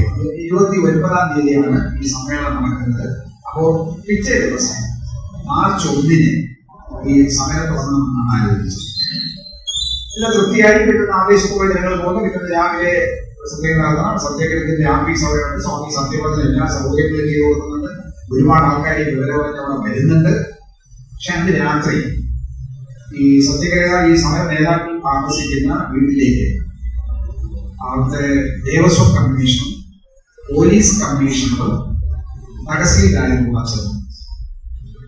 അവരോട് സംസാരിച്ചു, നിങ്ങൾ ഈ സമരം നിർത്തിവെക്കണം. അതെന്താണ്? ഇവിടെ ചിലപ്പോൾ സംഘർഷം ഉണ്ടാകാൻ സാധ്യതയുണ്ട്. ഞങ്ങൾ സമാധാനപൂർവ്വമായിട്ടാണ്, ഒരു സംഘർഷവും ഉണ്ടാക്കിയിട്ട് ഞങ്ങൾക്കായി ആക്രമിക്കാൻ ഉദ്ദേശിക്കുന്നില്ല. നിങ്ങളെ ആക്രമിക്കും, ഞങ്ങൾ സഹിച്ചോളാം. ഞങ്ങൾ സഹന സമരമാണ്, ഗാന്ധിയൻ മാർഗമാണ്, ഞങ്ങൾ സഹിച്ചോളാം. അതല്ല, ക്രമസമാധാന പ്രശ്നമാവും, ഞങ്ങൾക്ക് ബുദ്ധിമുട്ടാകുന്നത് നിങ്ങൾ സമരം നിർത്തില്ല. വാക്കുകൾക്കുമായി ഒത്തുതീർപ്പാകുന്നതിന്റെ അവസാനം അവര് സർക്കാരിന്റെ ഭാഗത്ത് നിർദ്ദേശം മുന്നോട്ട് വെച്ചു. ഞങ്ങളൊന്ന് ആലോചിക്കരുത്, സർക്കാരുമായിട്ട് ആലോചിക്കരുത്, ഒന്ന് നീട്ടിവെക്കരുത്, നിർത്തിവെക്കണമെന്നുള്ളത് നീട്ടിവെക്കരുത്. അത് സംബന്ധിച്ചു അങ്ങനെ 1 മാസം നീട്ടിവെച്ചു. അങ്ങനെയാണ് March 30 തുടങ്ങാൻ തീരുമാനിച്ചത്. പക്ഷേ സർക്കാർ ഒരു ഇഞ്ചു പോലും അല്ലെങ്കിൽ അങ്ങനെ പോലും മാറിയില്ല. മാർച്ച് അവസാനമായപ്പോഴേക്കും അവിടെ നിരോധനാജ്ഞ പുറപ്പെടുവിച്ചു. ആൾക്കാരെ കൂട്ടം ചെയ്യാൻ പാടില്ല. പ്രത്യേകിച്ച് 3 പേർക്ക് വരെ അറസ്റ്റ് വാറണ്ട് പുറപ്പെടുവിച്ചു. TK മാധവൻ, പിന്നെ KP കേശവൻ തുടങ്ങിയ ആൾക്കാർക്കെതിരെ അറസ്റ്റ് വാറണ്ടും നിരോധനാജ്ഞ പ്രഖ്യാപിച്ചു. അതുകൊണ്ട് അവർക്ക് പങ്കെടുക്കാൻ കഴിയില്ല. എങ്കിലും സമരം തുടങ്ങി. കെ പി കേശവനെ പറയുന്നത് രാവിലെ സത്യാഗ്രഹ ആശ്രമത്തിൽ നിന്ന് വിളിച്ചു പോയിട്ട് 6 മണിക്കേക്ക് ഞങ്ങൾ പുറപ്പെട്ടു. 3 പേരാണ് ഒന്നാം ദിവസം സത്യാഗ്രഹത്തിൽ പങ്കെടുക്കാൻ തീരുമാനിച്ചത്. ആകുലയൻ എന്ന ഈഴവരും, കുഞ്ഞാപ്പി എന്ന് പറയുന്ന ഉലയനും, ഗോവുന്ന പണിക്കർ എന്ന് പറയുന്ന നായരും, ഈ 3 പേരാണ് ഒന്നാം ദിവസം സമരത്തിൽ പങ്കെടുക്കാൻ തീരുമാനിച്ചത്. അവർ മുന്നിൽ നടന്നു. 100 കണക്കിന് ആൾക്കാർ പുറകിലുണ്ട്. അപ്പോ ക്ഷേത്രത്തിന്റെ പടിഞ്ഞാറേ നടയിൽ എത്തിയപ്പോൾ അവിടെ ഒരു ബാരിക്കേഡ് വെച്ചു. ആ ബാരിക്കേഡിൽ എഴുതി വെച്ചിരുന്നു, തീണ്ടൽ ജാതിക്കാർക്ക് ഇതിനപ്പുറത്തേക്ക് പ്രവേശനമില്ല. അതാണ് തീണ്ടൽ പലക.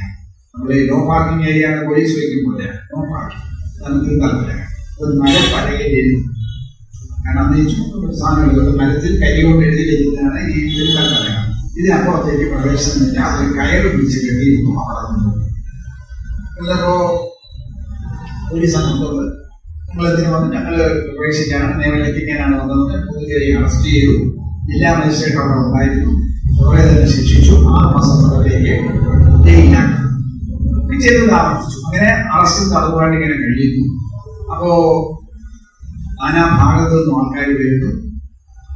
ഏപ്രിൽ 12 ആയപ്പോഴേക്കും ഈ രാമസ്വാമി നായിക്കൻ തമിഴ്നാട്ടിൽ നിന്ന് വന്നു. അദ്ദേഹം തമിഴ്നാട് കോൺഗ്രസിന്റെ പ്രസിഡന്റാണ്. തീപ്പൊരി പ്രസംഗമാണ്. അപ്പോ അദ്ദേഹത്തിന്റെ പ്രസംഗം അദ്ദേഹത്തിന്റെ പ്രസംഗം അങ്ങേറ്റം പ്രകോപനപരമായിരുന്നു.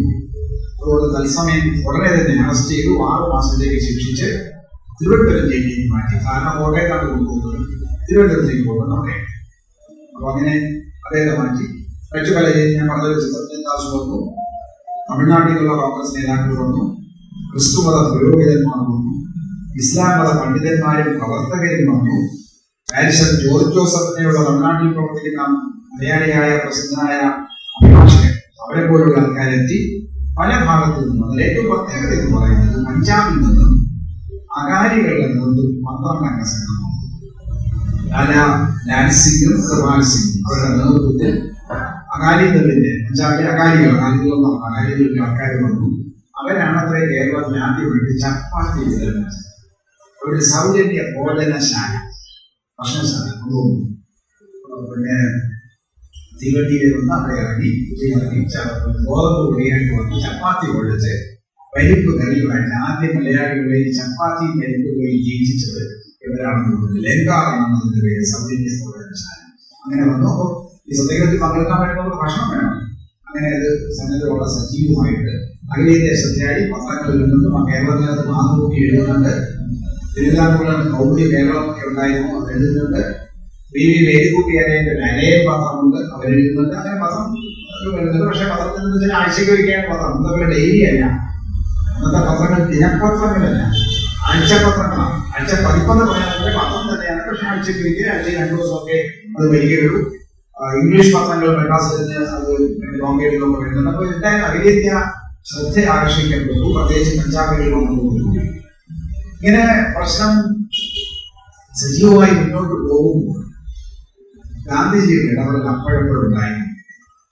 യാതൊരു കാരണവശാലും ഇത് അഹിംസാത്മകമല്ലാതായി തീരരുത്, ഹിംസയിലേക്ക് പോകരുത്, കശവശമുണ്ടാകും, ലഹളയുണ്ടാകും എന്നുള്ള മട്ടിലേക്ക് പോകുന്നു. അപ്പൊ ഇത് തീവ്രമാക്കണം, അവിടെ നിരാഹാര സമരം തോന്നണമെന്നൊക്കെ ആൾക്കാർക്കുണ്ടായിരുന്നു. ഒരു ഘട്ടം കഴിഞ്ഞപ്പോൾ സർക്കാർ അടവ് മാറ്റി.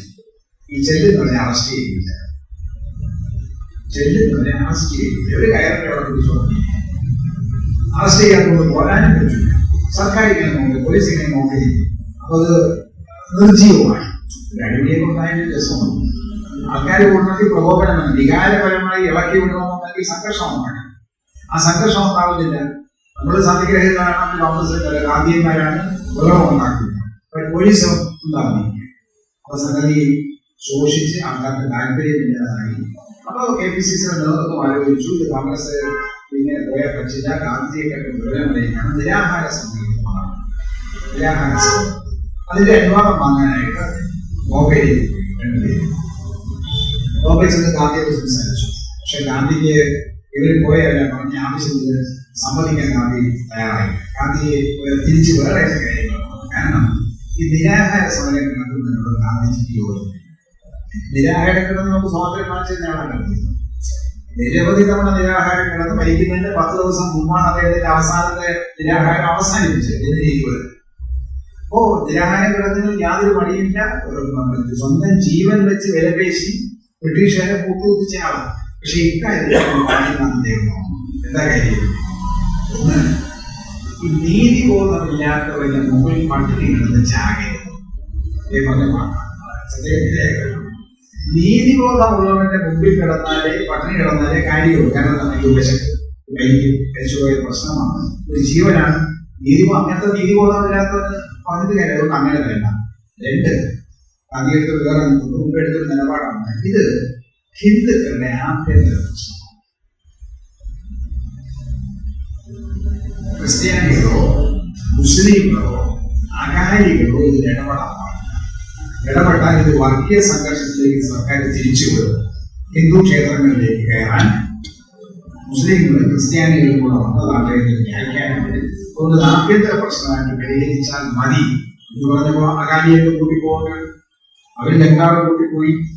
മുസ്ലിങ്ങൾക്ക് പരസ്യമായിട്ട് പങ്കെടുക്കാൻ കഴിയാതെ ഒരുപാട് പുരോഹിതന്മാർക്ക് പിന്തുണ പ്രഖ്യാപിച്ചു പറഞ്ഞാണ്. ക്രിസ്ത്യാനികൾ പങ്കെടുക്കാൻ പറയാതെ മനുഷ്യൻ ഓരോ സംബന്ധിച്ചു പോകേണ്ടി വന്നു. അദ്ദേഹം ആദ്യം ആശ്രയിച്ച് ചെയ്യണം. അങ്ങനെയുള്ള പ്രശ്നങ്ങളാണ്. അപ്പോൾ സംഗതി ഒറ്റപ്പെട്ടു, നിർജീവമാണ്. അപ്പോൾ അത് ഗാന്ധിജി പറഞ്ഞത് നിരാഹാരം കിടന്ന് ജീവൻ പാഴാക്കിയിട്ട് കാര്യമില്ല. പക്ഷേ ആരാ തടസ്സം നിൽക്കുന്നത്? ക്ഷേത്ര പ്രവേശനത്തിന് തടസ്സം നിൽക്കുന്നയാരാണ്? സർക്കാർ പറയുന്നു ഇത് സാമൂഹ്യ സന്തുലനമില്ലാതാണ്. അപ്പൊ സമർത്ഥരാണല്ലോ. ക്ഷേത്രത്തിൽ പ്രവേശന അനുമതി ഉള്ള ആൾക്കാരാണ് നിങ്ങളിൽ കുറച്ചു പേർക്ക് പ്രവേശനം കഴിവില്ല എന്ന് പറഞ്ഞുകൊണ്ട് നിൽക്കുന്നത്. ഈ പ്രവേശന അനുമതി നിഷേധിക്കുന്നവരാണ് സർക്കാരിനെ പിന്തുണയ്ക്കുന്നത്. സർക്കാരിന്റെ ശക്തി പകരുന്നത് അവരാണ്. അപ്പൊ ഈ സവർണർ എന്ന് പറയുന്ന മുഴുവൻ പേരും സർക്കാരിന്റെ നിലപാടിനോട് കൂടെയാണ് നിൽക്കുന്നത്. അക്കൂട്ടത്തിലുള്ള ആരെങ്കിലും ഈ ക്ഷേത്ര പ്രവേശനത്തെ അനുവദിക്കുന്നുണ്ടോ? അത് ബഹുജന സമക്ഷം അവതരിപ്പിക്കേണ്ട കാര്യമാണ്.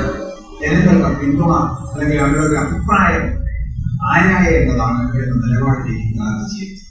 അതുകൊണ്ട് ഈ ക്ഷേത്ര സഞ്ചാര സ്വാതന്ത്ര്യം എന്ന് പറയുന്ന പ്രശ്നത്തിന് സവർണർ എങ്ങനെയാണ് പ്രതികരിക്കുന്നത് അറിയാൻ വേണ്ടി ഒരു പ്രവർത്തനം നടത്തണം. അങ്ങനെയാണ് ഈ സവർണ ജാഥ എന്ന പ്രശ്നം. നായന്മാരും തമ്പൂരിമാരും അങ്ങനെയുള്ള ആൾക്കാരാണല്ലോ സവർണർ എന്ന് പറയും. അവരാണ് ഇതിനെതിരെ. അപ്പൊ എല്ലാ നായന്മാരും എതിരാണ്, എല്ലാ നമ്പൂരിമാരും എതിരാണ്. ഓരോ നിരന്തര നമ്പൂരിപ്പാടും പാലക്കാട്ടെ കൃഷ്ണസ്വാമി അയ്യർ, കസ്തൂർബ ആശ്രമം സ്ഥാപിച്ച കൃഷ്ണസ്വാമി അയ്യർ, തമിഴ്നാട്ടിൽ നിന്ന് അയ്യങ്കാർ ജ്യോതികൾ, ഇവിടെ നന്ദതോന്നനാകുന്നുണ്ട്, കെ മാധവൻ നായർ, ചങ്ങനാശ്ശേരി പരമേശ്വരൻ പിള്ളയുണ്ട്. ഇങ്ങനെ ഒരുപാട് ആൾക്കാർ ഇതിനെ അനുകൂലിക്കുന്നുണ്ട്. അപ്പോ സവർണർ മൊത്തത്തിൽ എതിരല്ല.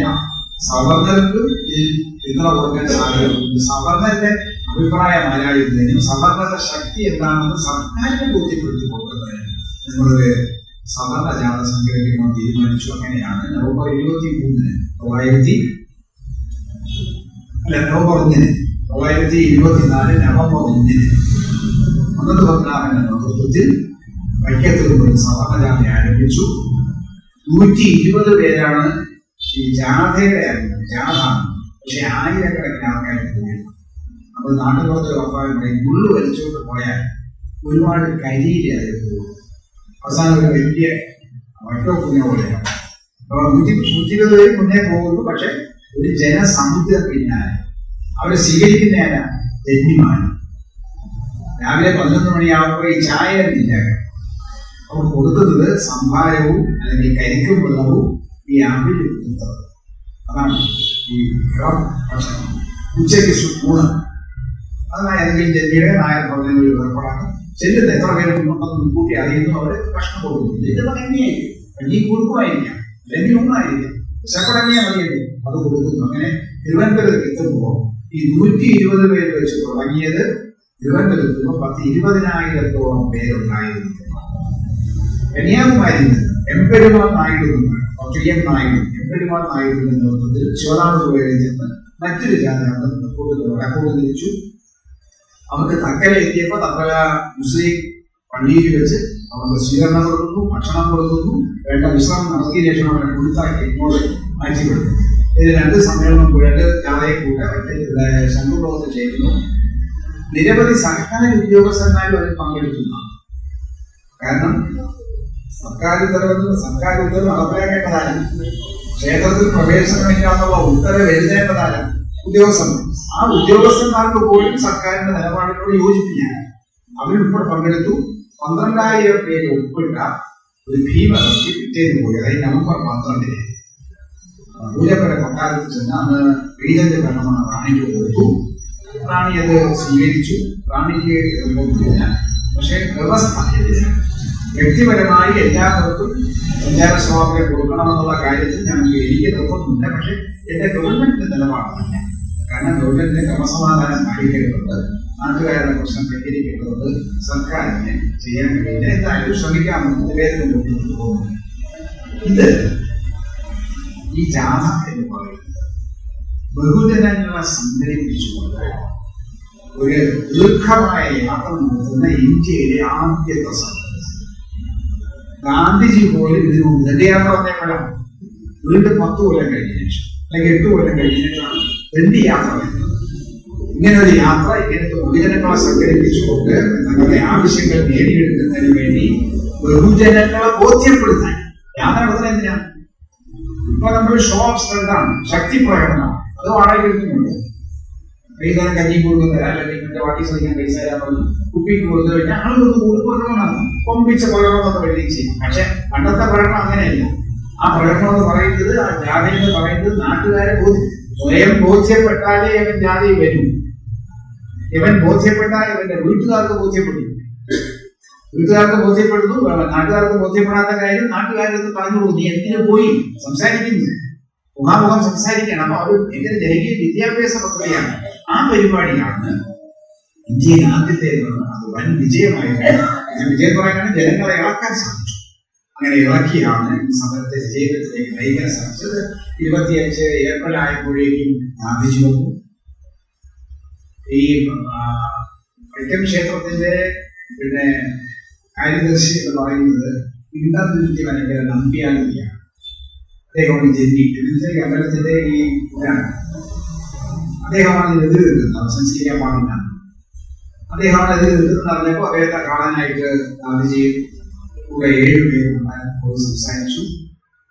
നമ്പൂരിയുടെ കൂടെ 7 പേരുണ്ടായിരുന്നു. ഇതിൽ പ്രഗത്ഭന്മാരായ പല പണ്ഡിതന്മാരുണ്ടായിരുന്നു. വടക്കൻകൂർ രാജാവാണ് സംസ്കൃത സാഹിത്യ ചരിത്രം എഴുതി നമ്മൾ ബഹുമാനിക്കുന്ന മഹാപണ്ഡിതൻ. മലയാളത്തിൽ സംസ്കൃത സാഹിത്യ ചരിത്രം എഴുതിയ വടക്കൻകൂർ രാജാറാമാണ് നമ്പൂരിയുടെ കൂടെ ഇരുന്ന് ഈ ഐത്തത്തിന് അനുകൂലിക്കുന്നത്. സംസാരിച്ചു. ഗാന്ധി ഒരു തീർപ്പുണ്ടാക്കാൻ പറ്റിയില്ല. സംസാരം 2 വഴിക്ക് പിരിഞ്ഞു. അവസാനം നിരാശനായിട്ട് ഗാന്ധിജി പോകും.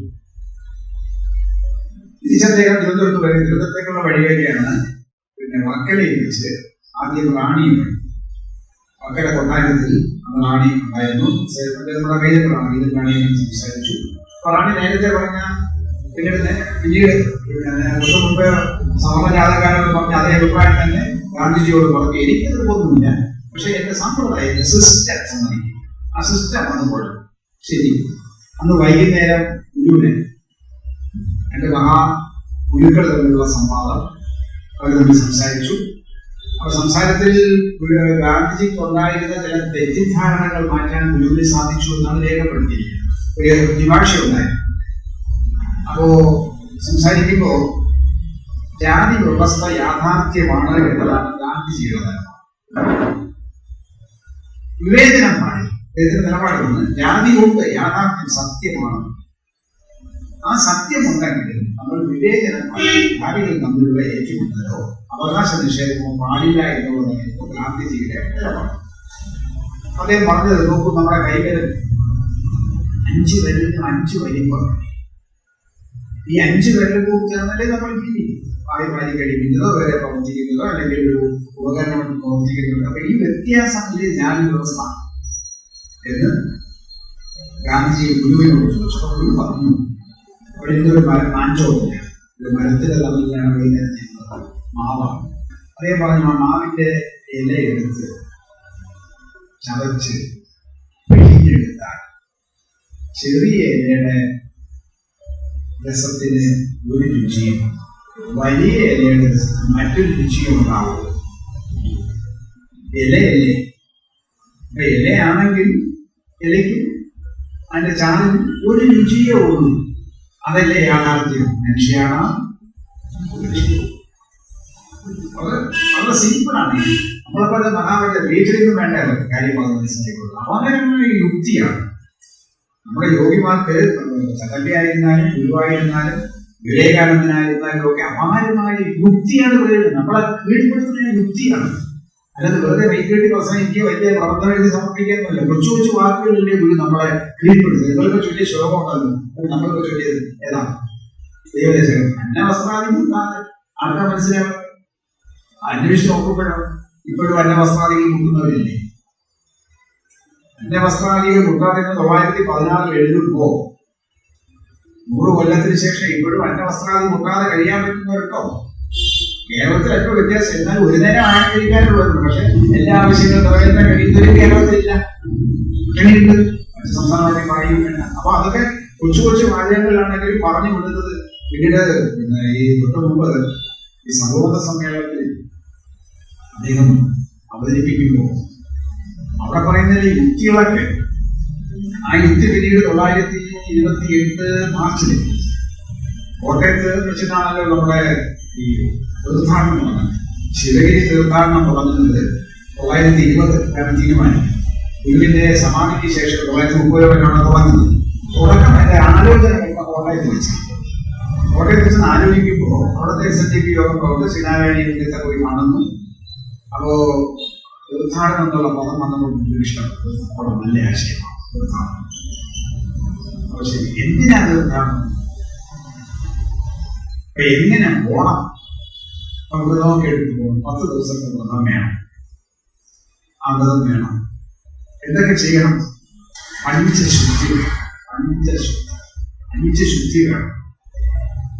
ശരീരശുദ്ധി വേണം, മനഃശുദ്ധി വേണം, ആഹാരശുദ്ധി വേണം, വാക്ക് ഐക്യശുദ്ധി വേണം. നമ്മൾ പറയുന്നത് നമ്മൾ ഈ സാധാരണ പറയുമ്പോൾ ഈ ചിമ്പാൻസി എന്ന് പറയുന്ന നമ്മുടെ തൊട്ട് മുമ്പത്തെ ജന്മം മനുഷ്യപൂർവ്വത്തിൽ വളരെയധികം സാമ്യമുള്ളത്. 99.7% സാമ്യം മനുഷ്യരുമായിട്ട്. 0.3% വ്യത്യാസം. ചിമ്പാൻസിയും നമ്മൾ തമ്മിലുള്ള വ്യത്യാസം 0.3, 99.7% സാമ്യം. ഈ 0.3% വ്യത്യാസമായിരുന്നു സംസാരശേഷിയാണ്. ചിമ്പാൻസിക്ക് ശബ്ദം ഉണ്ടാക്കും, സംസാരശേഷി. മനുഷ്യനുണ്ട് സംസാരശേഷി. ഈ സംസാരശേഷിയാണ് നമ്മൾ അടിവാങ്ങിച്ചു കൂട്ടുന്നത് മുഴുവൻ. ഈ 0.3% നമുക്ക് ഈ മുഴുവൻ പ്രശ്നങ്ങളും ഉണ്ടാക്കുന്നത്. ഇല്ലേ? ഇതിലൂടെ കേട്ടുകൊടുത്ത ചീത്തകൾ എനിക്ക് കണ്ടാവുന്ന ചീത്തകൾ പ്രസംഗം ഇങ്ങനെയാണ്. ഞാൻ ആ ഭാഗം നോക്കാറില്ല. നമുക്ക് വേണ്ടാത്ത കാര്യങ്ങൾ എനിക്ക് പോകുന്നത് വെച്ച് കഴിഞ്ഞാൽ എനിക്ക് ആവശ്യമുള്ളത് ഞാൻ കേൾക്കുള്ളൂ. ബാക്കി നമ്മൾ മാറ്റിവെക്കും. വളർത്തുന്നവര് നമുക്ക് അവരുടെ സന്തോഷപ്രകാരമാണ് നമുക്ക് ഭക്ഷണം വളർത്തുന്നത്. അത് നമ്മൾ മാനിക്കും. പക്ഷെ എന്റെ മരണത്തെ കുറിച്ച് എനിക്കൊരു വിചാരം വേണം. നിങ്ങളെ തൃപ്തിപ്പെടുത്താൻ വേണ്ടി ഞാനെല്ലാം വായി പിടിക്കാൻ പിന്നെ എനിക്ക് എന്റെ ശിഷ്ട ജീവിതം കഷ്ടത്തിലാണ്. അപ്പോ ശരീരശുദ്ധി, വസ്ത്രശുദ്ധി, പിന്നെ മനഃശുദ്ധി, ആഹാരശുദ്ധി, വാക്ശുദ്ധി, ഇങ്ങനെ 5 ശുദ്ധിയെ കുറിച്ച് ബദ്ധശുദ്ധി വേണം. വസ്ത്രം തീർത്ഥാടനമല്ലേ? അപ്പൊ ഒരു തിരിച്ചറിയല്ലേ? ഒരീസത്തെല്ലാം തിരിച്ചറിയാനാണ് അധികാരത്തിന്റെ ഒരു ചിഹ്നമായിട്ട് വസ്ത്രം. അപ്പൊ അദ്ദേഹം പറയുന്നു, വെള്ള വസ്ത്രം ഗൃഹസ്ഥന്മാരെ, വെള്ള വസ്ത്രം. സ്വാമി പറഞ്ഞ വെള്ള വസ്ത്രം ഗൃഹസ്ഥന്മാരെ, കാഷായം സന്യാസിമാരെ, കറുത്ത വേഷം കയ്യപ്പഭക്തന്മാരെ. നമുക്ക് മഞ്ഞയായാലും ശ്രീബുദ്ധന്റെയും ശ്രീകൃഷ്ണന്റെയും വേഷം അതായത് എത്ര സമർത്ഥമായിട്ട് അദ്ദേഹം ലളിതമായിട്ട് ഈ പ്രശ്നം അങ്ങനെ അവതരിപ്പിക്കുന്നു, ജനങ്ങളെ അംഗീകരിപ്പിക്കുന്നു. അതാണ് യുക്തിയുടെ കിടക്കുന്നത്. അങ്ങനെയാണ് പിന്നെ പറഞ്ഞത്. അങ്ങനെയുള്ള കാര്യങ്ങൾ. അപ്പോൾ ഗുരുവായിട്ട് ഗാന്ധി സംസാരിക്കുന്നത് ഈ പ്രശ്നം അവതരിപ്പിക്കുന്നു. അപ്പൊ ജാതി എന്ന് പറയുന്നത് നമ്മൾ കൃത്യമായിട്ട് ഉണ്ടാക്കുന്നതാണ്. അടിസ്ഥാനപരമായിട്ട് നമ്മളെല്ലാം മനുഷ്യരാണ്. അതിന് വ്യത്യാസമില്ല എന്ന തത്വം ഈ മഹാഗുരുവിനെ മറ്റേ മഹാത്മാവിനെ ബോധ്യപ്പെടുത്താൻ സാധിച്ചു. അതാണ് ഗാന്ധിജിക്ക് കിട്ടിയ ഒരു പിന്നീട് ആൾക്കാർ രേഖപ്പെടുത്തി. അപ്പോ ഗാന്ധി സംസാരിച്ചു. പക്ഷേ സർക്കാരിന്റെ നിലപാട് മാറ്റം വരുന്നില്ല. പക്ഷേ അന്നത്തെ ഇവിടുത്തെ പോലീസ് കമ്മീഷൻ, ദിവാനും പോലീസ് കമ്മീഷൻ രണ്ടും ബ്രിട്ടീഷാണ്. അവരുമായിട്ട് ഗാന്ധിജി നിരന്തരം സമ്പർക്കം നടത്തി. പ്രശ്നം ഒത്തുതീർപ്പാക്കപ്പെടാം. സമരം അനിശ്ചിതമായിട്ട് നീണ്ടുപോയാൽ പറ്റില്ല. കാരണം ഏത് സമരവും അനിശ്ചിതമായി നീണ്ടുപോയി കഴിഞ്ഞാൽ ശക്തി ചോരും, പിന്തുണ കുറയും. അതുകൊണ്ട് ഒത്തുതീർപ്പാക്കാൻ പറ്റും. ഒത്തുതീർപ്പാക്കുന്നതിന്റെ ഭാഗമായിട്ട് ബ്രിട്ടീഷ് സർക്കാരുമായിട്ട് പിന്നെ മദ്രാസ് ഗവൺമെന്റുമായിട്ട് പോലീസ് കമ്മീഷൻ ഇടപെട്ടിട്ട് 2025 ഒക്ടോബർ ആകുമ്പോൾ ഒരു ധാരണയൊക്കെ ഉണ്ടാക്കി ഈ നിരോധനാജ്ഞ ലംഘിക്കാം എന്ന് സർക്കാർ അനുവദിച്ചു. നിരോധനാജ്ഞ അത് പിൻവലിക്കാം. സത്യഗ്രഹം തുടരും. നവംബർ ആയപ്പോഴേക്കുമായി ഒത്തുതീർപ്പ്. നവംബർ 23-നാണ് സത്യഗ്രഹാശ്രമം സമരം ഒത്തുതീർപ്പായി എന്ന് പറഞ്ഞുകൊണ്ടുള്ള വിളംബരം ഒരു പത്രക്കുറിപ്പ് കൊടുക്കുന്നത്. എന്തായാലും ഒത്തുതീർപ്പ്. നേരത്തെ ഈ സഞ്ചാര സ്വാതന്ത്ര്യം ഇല്ലാത്ത പടിഞ്ഞാറെ പിന്നെ വഴി അവിടെ ഇപ്പൊ ഉള്ള വഴിയിൽ നിന്ന് 50 അടി പുറകോട്ട് മാറി ഒരു പുതിയ മതിലും അവര് കയറ്റുന്നത്. ഇപ്പൊ ഇതുവഴിയാണ് നമ്മൾ പോകുന്നത്. ഇവിടെയാണ് പോലീസ് ബാരിക്കേഡ് വെച്ചിരിക്കുന്നത്. ഇവിടെ കൂടി പോകാൻ പറ്റില്ല. അപ്പൊ സർക്കാർ എന്ത് ചെയ്തു? ഇതവിടെ തിരിച്ചു 50 അടി പുറകോട്ട് മാറ്റി മറ്റൊരു ഗേറ്റ് പണി, മറ്റൊരു മതില് പണിത് അവിടെ ഗേറ്റ് വഴിയിലേക്ക് ഒരാളെ ഗേറ്റ് പണി അവിടെ കൂടി പോകാം. നിലവിലുള്ള വഴിയിൽ കൂടെ പോകാമില്ല, പുതിയ വഴി കൊടുക്കുക. പുതിയ വഴി കൊടുക്കുമ്പോൾ അപ്പോഴത്തേക്കും വഴിയായി എന്നൊരു വ്യാഖ്യാനമുണ്ട്. ആ ഒരു ഒത്തുതീർപ്പിനെ അവസാനിപ്പിച്ചു. കാരണം കൂടുതൽ കൊണ്ടുപോകാനാണ് കഴിയാത്ത അവസ്ഥ വന്നു. നവംബർ 23-നാണ്. 68 ദിവസം വളരെ കാരണമായ പല സംഭവങ്ങളും ഉണ്ടായി. അതിലൊന്ന് ആമചാടിത്തേവൻ എന്ന് പറയുന്ന കൊച്ചിയിലെ ആമചാടി കുട്ടിയുണ്ടാണ്. അയാളാണ്. അയാളുടെ കണ്ടിൽ ചുണ്ണാമ്പ്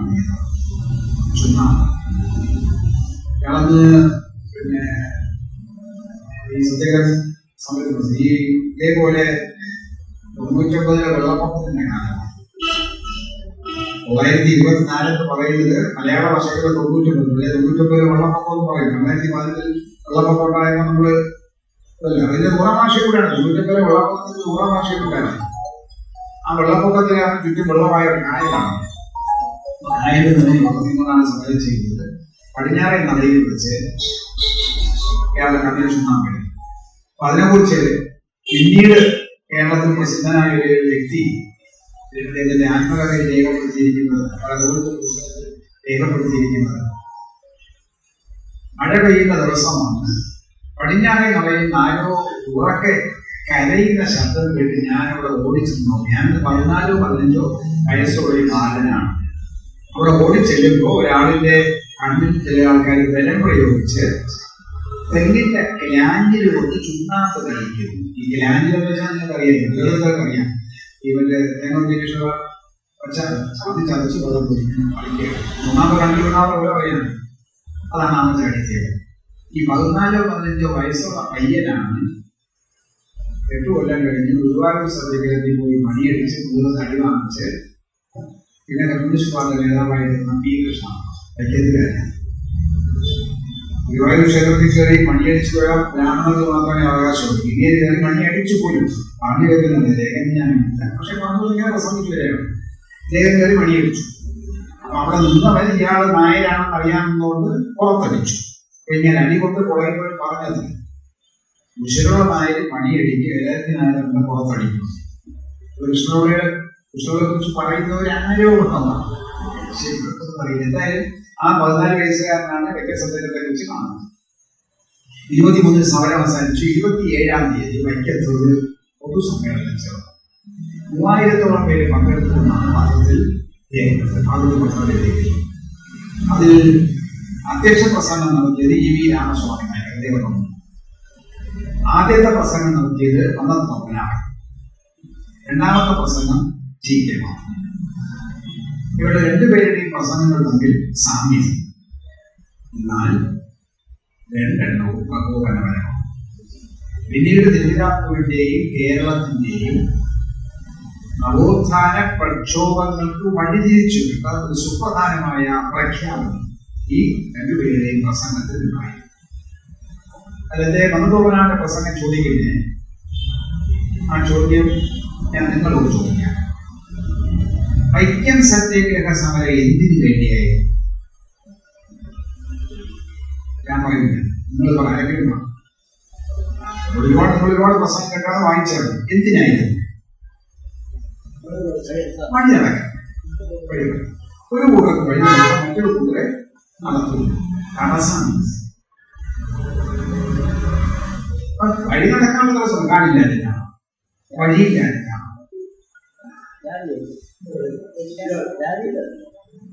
ജാതിയല്ല, ഈ ജാതിയെ വേർതിരിക്കുന്ന ഘടകം ഏതാണ്?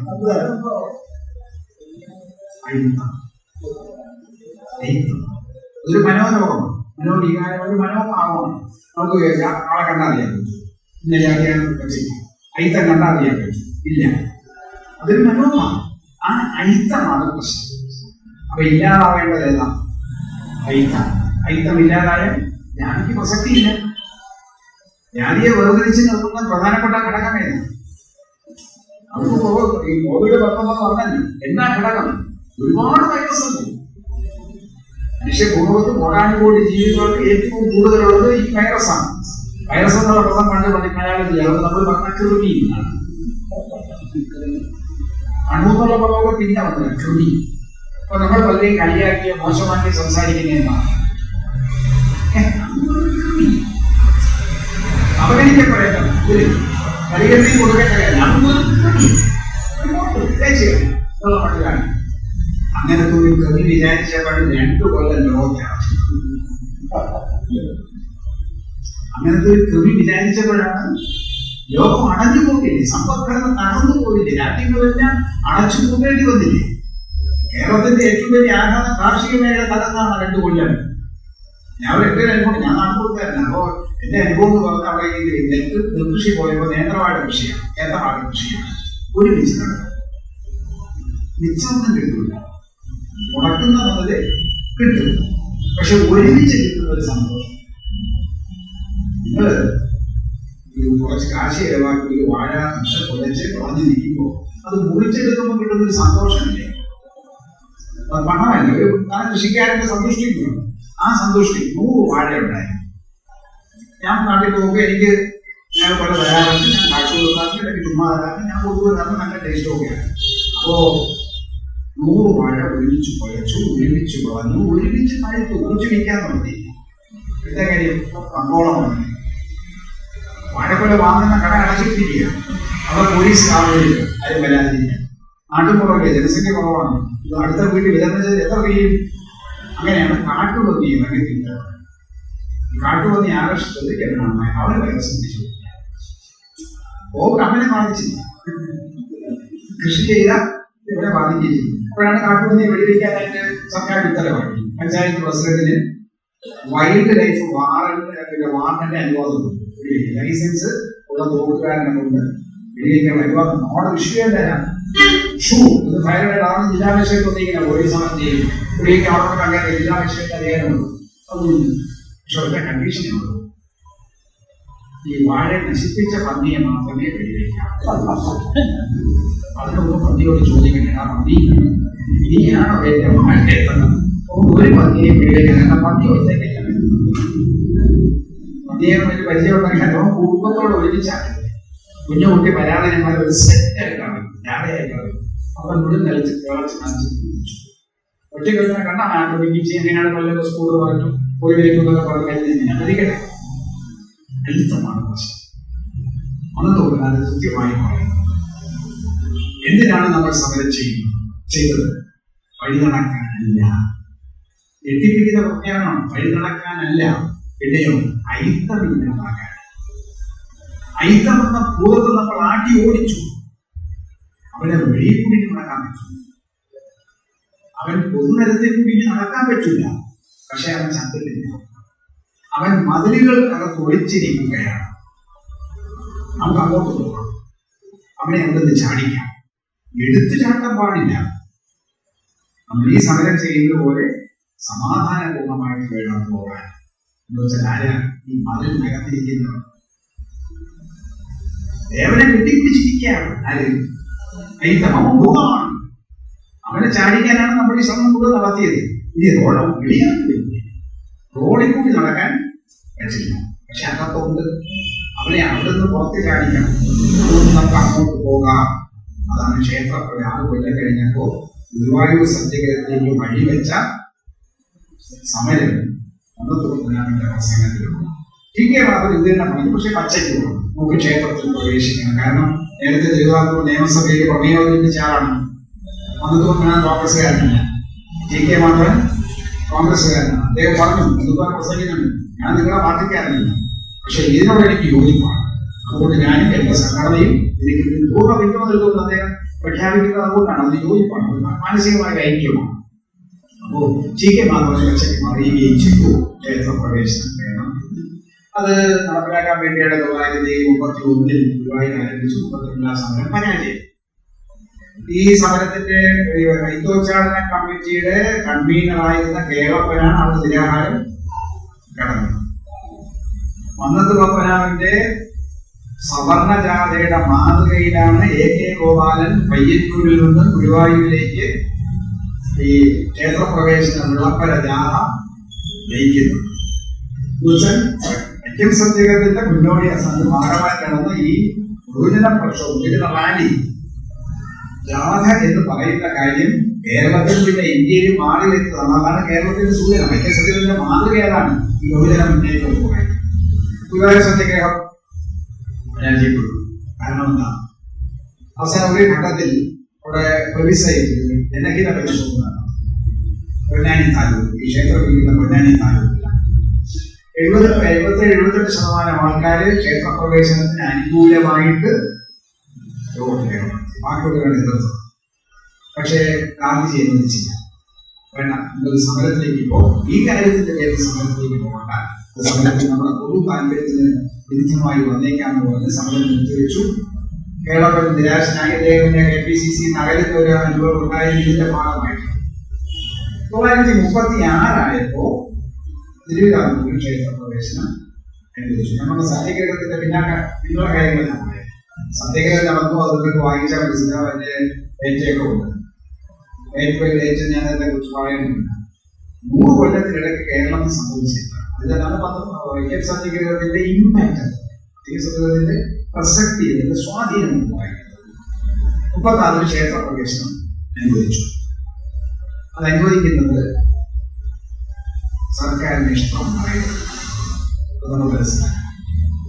നമ്മൾ കണ്ടു അവതരിപ്പിക്കുന്നത് മഹാരാജാവിന്റെ പുതിയ മഹാരാജാവാണ്. അദ്ദേഹം അധികാരം വെച്ചു.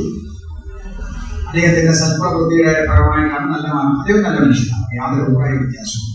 നേരത്തെ റീജറാണിയെ കുറിച്ച് പറഞ്ഞതുപോലെ തന്നെ സിദ്ധിനാഥ് മഹാരാജാവ് നല്ല മനുഷ്യനാണ്, മഹാപണ്ഡിതനാണ്, സർവാഭ്യാസിയാണ്, കാരുണ്യവാനാണ്, ഒക്കെ തന്നെയാണ്. പക്ഷെ സിസ്റ്റം എന്നൊരു സാധനം ഉണ്ടല്ലോ, വ്യവസ്ഥ ഇതൊരു പരിപാടിയല്ല. വ്യവസ്ഥയ്ക്കെതിരെ അദ്ദേഹത്തിന് സാധിക്കില്ല. കാരണം അദ്ദേഹത്തിന്റെ ഭരണത്തെ ചുറ്റും നിൽക്കുന്ന സംവിധാനങ്ങൾ എങ്ങനെയാണ്. പിന്നെ എന്തിനായി അനുവദിച്ചത്? അത് രാഷ്ട്രീയമാണ്. 1931-32 ഒരു നിവർത്തന പ്രക്ഷോഭം ഉണ്ടായത്. ആ നിവർത്തന പ്രക്ഷോഭത്തിന് 4 നൂറ്റാണ്ട് മുമ്പ് തന്നെ ഒരു പൗരാവകാശ പ്രക്ഷോഭം തുടങ്ങിയിരുന്നു. ആ പൗരാവകാശ പ്രക്ഷോഭത്തിന്റെ തുടക്കമാണ് മലയാളി മെമ്മോറിയൽ. അഭ്യസ്ത വിദ്യരായ തിരുവിതാംകൂറുകാരുള്ളപ്പോൾ അവർക്ക് സർക്കാർ സർവീസിൽ ജോലി കൊടുക്കാതെ പരദേശികൾ എന്നുവെച്ചാൽ മറ്റ് സംസ്ഥാനക്കാർക്ക് ജോലി കൊടുക്കുന്നു. ഇതാണ് അതിന്റെ വാദം. മലയാളി മെമ്മോറിയൽ പ്രയോജനം ഉണ്ടായില്ല. ഡോക്ടർ പലപ്പോഴും ഈഴവൂരിൽ കൊടുത്തു, പ്രയോജനം ഉണ്ടായില്ല. മറ്റ് പല മെമ്മോറിയലുകളും ഇന്ത്യയുടെ കൊടുത്തു, ഒരു പ്രയോജനമില്ല. സർക്കാരിന്റെ നിലപാട് മാറ്റമില്ല. പമ്പനാമന്റെ 10 ചക്രം പമ്പനാമന്റെ പ്രവേശനവർക്ക് മാത്രമേ കിട്ടുകയുള്ളൂ എന്ന അവസ്ഥ. എന്നാൽ ക്രിസ്ത്യാനിറ്റി ഒരു തിരുവിതാംകൂർ സർവീസിൽ ക്രിസ്ത്യാനിക്ക് ജോലി കിട്ടും, മുസ്ലിങ്ങൾക്ക് കുറച്ചൊക്കെ മുസ്ലിങ്ങൾക്ക് ജോലി കിട്ടും. പക്ഷെ ഈഴവരാതി പിന്നോക്ക ജാതിക്കാർക്ക് കിട്ടൂല. അതാണ് വിവേചനം. അപ്പം ആ പൗരാവകാശമാണ്. ആ പൗരാവകാശ പ്രക്ഷോഭം നടന്നു വരുന്നത് അതിന്റെ 32 ഒരു തെരഞ്ഞെടുപ്പ് പരിഷ്കരണം പ്രഖ്യാപിച്ചു. അതിന്റെ സമയത്താണ് നിവർത്തന പ്രക്ഷോഭം. നിവർത്തനം എന്ന് വെച്ചാൽ വായ്പാണ്. നിസ്സഹകരണ സമരം നടന്നു വായ്പാട്ടായി തീരുമാനിച്ചു. അതിൽ ഈഴവ മഹാസഭ SDPയുണ്ട്, 2 ക്രൈസ്തവ സംഘടനകളുണ്ട്, പിന്നെ മുസ്ലിം ഐക്യ സംഘം, 3-4 കൂടിയാണ് സമരം നടത്തിയത്. അവര് തെരഞ്ഞെടുപ്പ് ബഹിഷ്കരിച്ചു. തെരഞ്ഞെടുപ്പ് ബഹിഷ്കരിച്ചെങ്കിലും തെരഞ്ഞെടുപ്പ് നടന്നു. അപ്പോൾ തങ്ങൾക്ക് പ്രാതിനിധ്യമില്ലാത്ത ഈ സഭ കൂടാൻ പാടില്ലെന്ന് പറഞ്ഞു.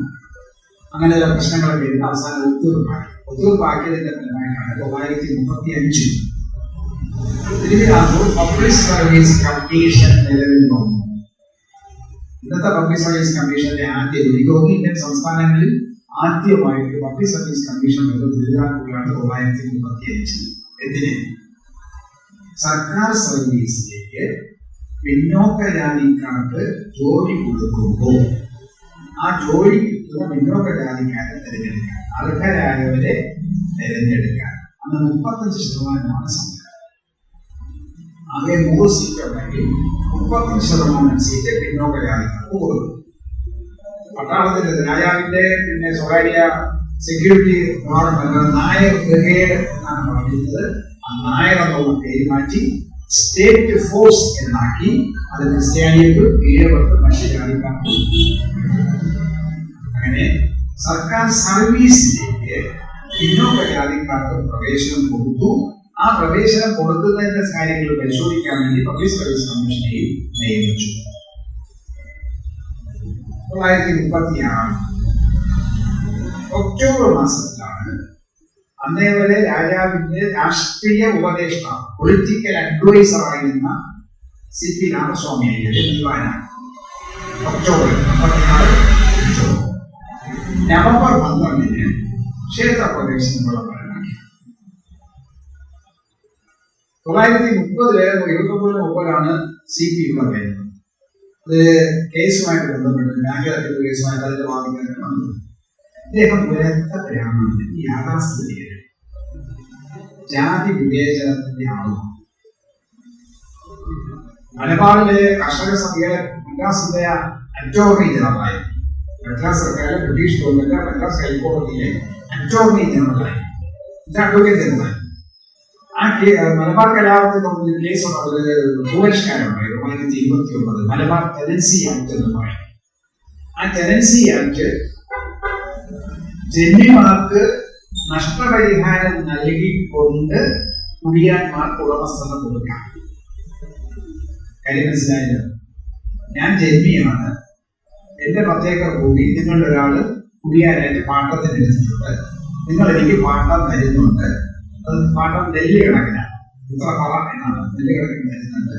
ഞാനത് അനുഭവിച്ചു വരികയാണ്. അപ്പോഴാണ് ഇതൊക്കെ കലാപം വരുന്നത്. ജീവിതം അവസാനിപ്പിക്കണം, കർഷകർക്ക് ഭൂമിയിൽ പ്രോത്സാഹിപ്പിക്കണമെന്നുള്ള ആവശ്യം വരുന്നു. അതിനെ തുടർന്നാണ് മദ്രാസിൽ നിയമം വരുന്നത്. അതാണ് മദ്രാസ് ടെനൻസി ആക്ട്. ആ ടെനൻസി ആക്ടിൽ കൃഷിഭൂമി കർഷകർക്ക് കൊടുക്കാൻ വ്യവസ്ഥയില്ല. പക്ഷെ ആശ്വാസം കൊടുക്കാൻ വ്യവസ്ഥ, ഒഴിപ്പിക്കരുത്, പിന്നെ പാട്ടം കുറയാനുള്ള വ്യവസ്ഥകളുണ്ട്.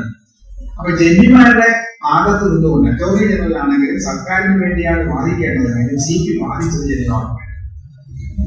CP സർക്കാർ വക്കീലായിരുന്നുകൊണ്ട് അതിനെ നിഷ്പക്ഷമായി കണ്ട് സർക്കാരിന് വേണ്ടി വാദിക്കേണ്ടതാണ്. വാദിച്ചത് ആർക്ക് വേണ്ടി? ജന്മിമാരായ ഭൂരിപക്ഷം പേരും സമത്താണ്, ബ്രാഹ്മണനാണ്. 1931 അദ്ദേഹം കേരളത്തിൽ എത്തുന്നത്, തിരുവിതാംകൂറിൽ എത്തുന്നത് രാജാവിന്റെ ട്യൂട്ടറായിട്ട്. ഇവിടെ കൊച്ചുകുട്ടിയെന്ന് പറഞ്ഞാൽ മറ്റു കാര്യങ്ങൾ പറഞ്ഞു കൊടുക്കാനുള്ള അഡ്വൈസർ എന്ന്. പിന്നീട് പൊളിറ്റിക്കൽ അഡ്വൈസറാണ്. ഈ പൊളിറ്റിക്കൽ അഡ്വൈസറാണ് പിന്നീട് ദിവാനായി. 12 ദിവസം കഴിയുമ്പോൾ ക്ഷേത്രപ്രവേശനം സംഭവിച്ചതാണ്. 1931-32 കാലത്തെ നിവർത്തന പ്രക്ഷോഭത്തിന്റെ ഫലമായി ഭൂരിപക്ഷം ജനങ്ങളും സർക്കാരിനെതിരായി. ഭൂരിപക്ഷം എന്ന് വെച്ചാൽ അന്നത്തെ തിരുവിതാംകൂറിലെ ജനസംഖ്യയിൽ 1-ാം സ്ഥാനത്ത് ഈഴവരാണ്. 2-ാം സ്ഥാനത്ത് മാത്രമേ നായന്മാരോട് തൊട്ട് താഴെയാണ്, വളരെ താഴെയാണ് നമ്പൂതിരിമാരെ പറയണമെന്ന്. അപ്പോ ഈഴവര്, ക്രിസ്ത്യാനി, മുസ്ലിം 3 കൂട്ടരെതിരായി. നായന്മാരിൽ ഒരു വിഭാഗത്തിനെതിരായി. ബ്രാഹ്മണരിലെ മഹാകവി ഉള്ളൂരിനെ പോലുള്ള ആൾക്കാർ ക്ഷേത്രപ്രവേശനത്തിന് അനുകൂലമായിട്ട് റിപ്പോർട്ട് എഴുതി. Commissioner report. അപ്പൊ റിപ്പോർട്ട് ക്ഷേത്രപ്രവേശനത്തിന് അനുകൂലമാണ്, ബ്രാഹ്മണരുടെ താല്പര്യത്തിന് എതിരായിട്ട് റിപ്പോർട്ട് എഴുതി. അപ്പൊ സവർണരുടെ ഒരു വിഭാഗവും ഒക്കെ ഇതിനെ അനുകൂലിക്കുന്നു. അപ്പോൾ ഭൂരിപക്ഷം ജനങ്ങൾക്കെതിരാണ്. ആ ഭൂരിപക്ഷം ജനങ്ങളെ എങ്ങനെ മുൻപിടിക്കും? സർക്കാരിനെതിരെ തിരിഞ്ഞു നിൽക്കുന്ന ഭൂരിപക്ഷം ജനങ്ങളെ എങ്ങനെ മാറ്റിയെടുക്കും? സർക്കാർ ബ്രിട്ടീഷുകാർ പറഞ്ഞു കൊടുത്തില്ല എന്ത് ചെയ്യണമെന്ന്. ബ്രിട്ടീഷുകാർ 812 ഇവിടെ ഞാൻ പറഞ്ഞു, നാട്ടുകൂട്ടം എന്ന് പറയുന്ന നാട്ടിന്റെ ഭരണത്തിനും ക്ഷേത്ര ഭരണത്തിനും ഉണ്ടായിരുന്ന ജനങ്ങൾ നായരിലും ഈഴവരിലും അതൊക്കെ നാടാരെന്ന് ചാമാരെന്ന് പറഞ്ഞു. അങ്ങനെ വിഭാഗം ഉണ്ടായിട്ട് അവരെ മാറ്റി തമ്മിലടിപ്പിച്ചത് ബ്രിട്ടീഷ് സർക്കാരാണ്. ബ്രാഹ്മണർക്ക് ആവശ്യത്തിലേറെ അംഗീകാരം കൊടുത്തു. അത് 20-ാം നൂറ്റാണ്ടിൽ കൊടുത്തു.